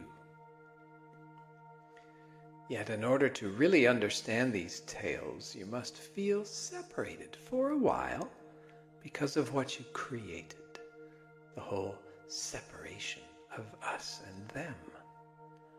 Ideally, by the end of our tales, you will have combined everything, coalesced it all with the great deep breath. And a sigh of relaxation, knowing that the pieces of the puzzle of your life all fit together perfectly. Hidden meanings will then become apparent, and the disconnectedness you formerly felt will vanish. As your lives weave into cosmic significance, the level of stress you currently live within will also vanish. As family of light, you are required to know and understand a panoramic view of existence that at this time too few humans can even grasp or imagine. The Book of Earth will come alive in your eyes, in your memories, and in your bellies. Your belly is thought to be your body's second brain. Actually, it is the body's primary brain. Begin to trust your belly. Imagine that the intuitive part of yourself feels from there. You must learn to use all of the brain in your cranial area as well as the brain in your belly, the feeling place where you identify and relate to the outside world. This is the key to producing the frequency of love. If you do not permit yourself to be honest with yourself and to deal honestly with the simple things in life, then how can you produce love? Instead, you will produce resentment because you will not mean what you say. Do you understand? By naming and dealing with the feelings that arise in your belly, you can always move back to love by addressing what is really occurring. Your ancestors faced this challenge many times as they dealt with the gods who came here and wanted to be a force of change for humans. Always, as we have said, fear, war, anger, victimhood, bloody death, and killing, raping, torturing, and pillaging, power over others, seemed to be the paths chosen. You stand at the gates of that test once again. Remember the Roman Empire, bridging the age of Aries to the age of Pisces, and the Christed figure you revere as points in time. There were others before and after who brought opportunities either for control or to set you free.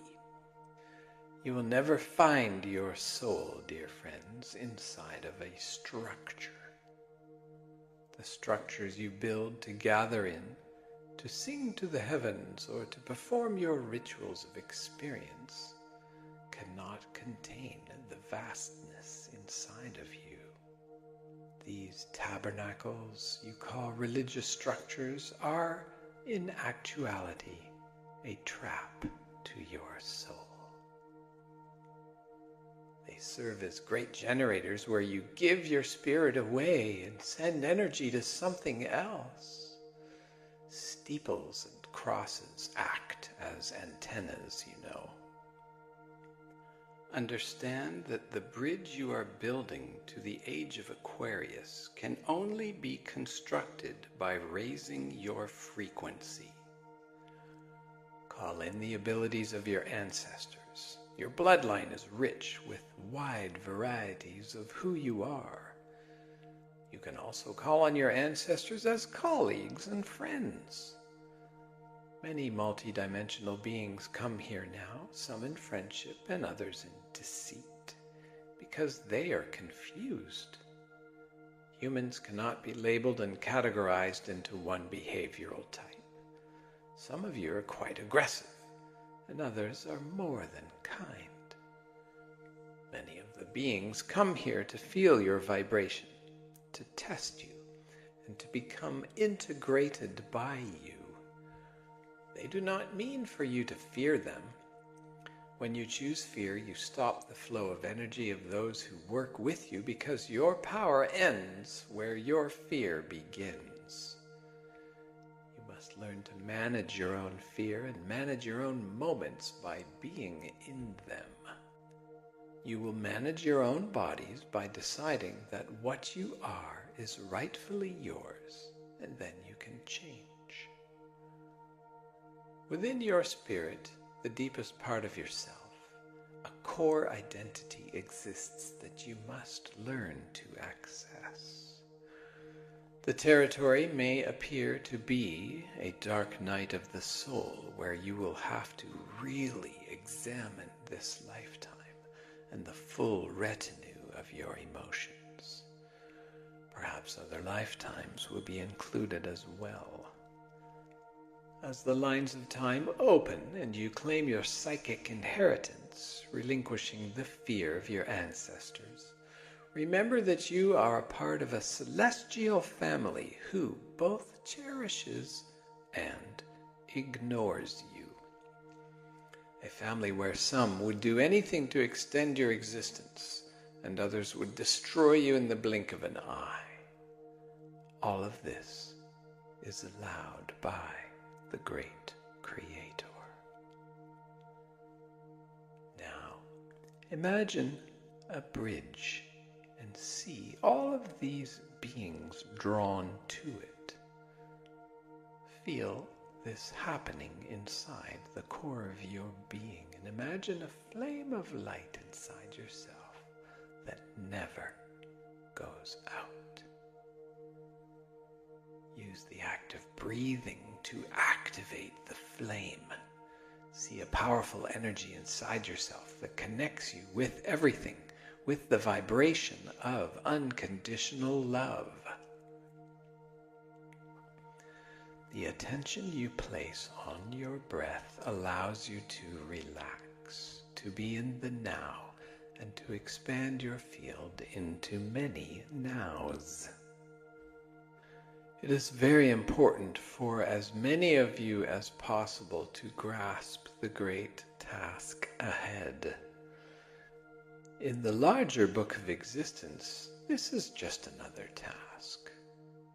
However, in the book of Earth, it is a big task. In this day of your life and in this moment that you all live, it is a gigantic task, and yet you are not alone. Now, breathe your vibration into the field.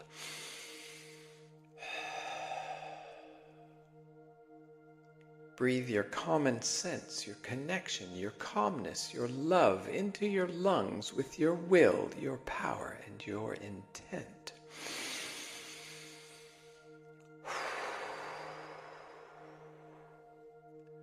By the strength of your spirit, arising from the deepest core of your being, use the power of your mind to think for yourselves, to discern reality, and to call the word of your own command into being. Speak, manifest, and live, dear friends, your true selves. The elasticity of reality is quite malleable. As Yoda says, the Force both obeys and commands. Which will you do? Will you be commandeered by the force of electromagnetic change that sweeps 21st century Earth and affects all of existence? Or will you take your power and stand facing the storm, creating what you desire as you breathe in the power of the wind and feel it blow across your skin and through your hair? With the power of your will and your strength, with your intent and your desire, you can use the power of the changing times, the storms of Earth and the coming cosmic storms, as energy, as fuel to change your world. The storms may appear to be here to destroy you. In actuality, they unplug a system of control based on electronic and interdimensional tyranny, a dark occultism, a wizardry gone awry. The darker energy chases you and would do anything to divert this great power that rises in you, yet it is in dealing with the darkness that you find your power. Otherwise, dear friends, we see in the Book of Earth that many have been lazy, many have chosen fear, or simply turned their backs on a great opportunity. And so the shadow that chases you actually defines your light. As you develop into your being at the core of yourself, be willing to face what is there. Do not judge it. Rather, unify and become whole, understanding that your shadow, as it unfolds on your planet, is there for a purpose, to heal and integrate you and to take you into the greater responsibility of creating a utopia. Perhaps, yes, perhaps out of 21st century Earth will spring forth one of those rarest of gems in the celestial records, a utopia, a civilization so highly evolved that all life is valued, where everything everyone does is completely valued and honored. Here, the balance of existence, the yin and the yang, the light and the dark, the black and the white, the day and the night, is seen in divine protection, divine perfection. And so it is.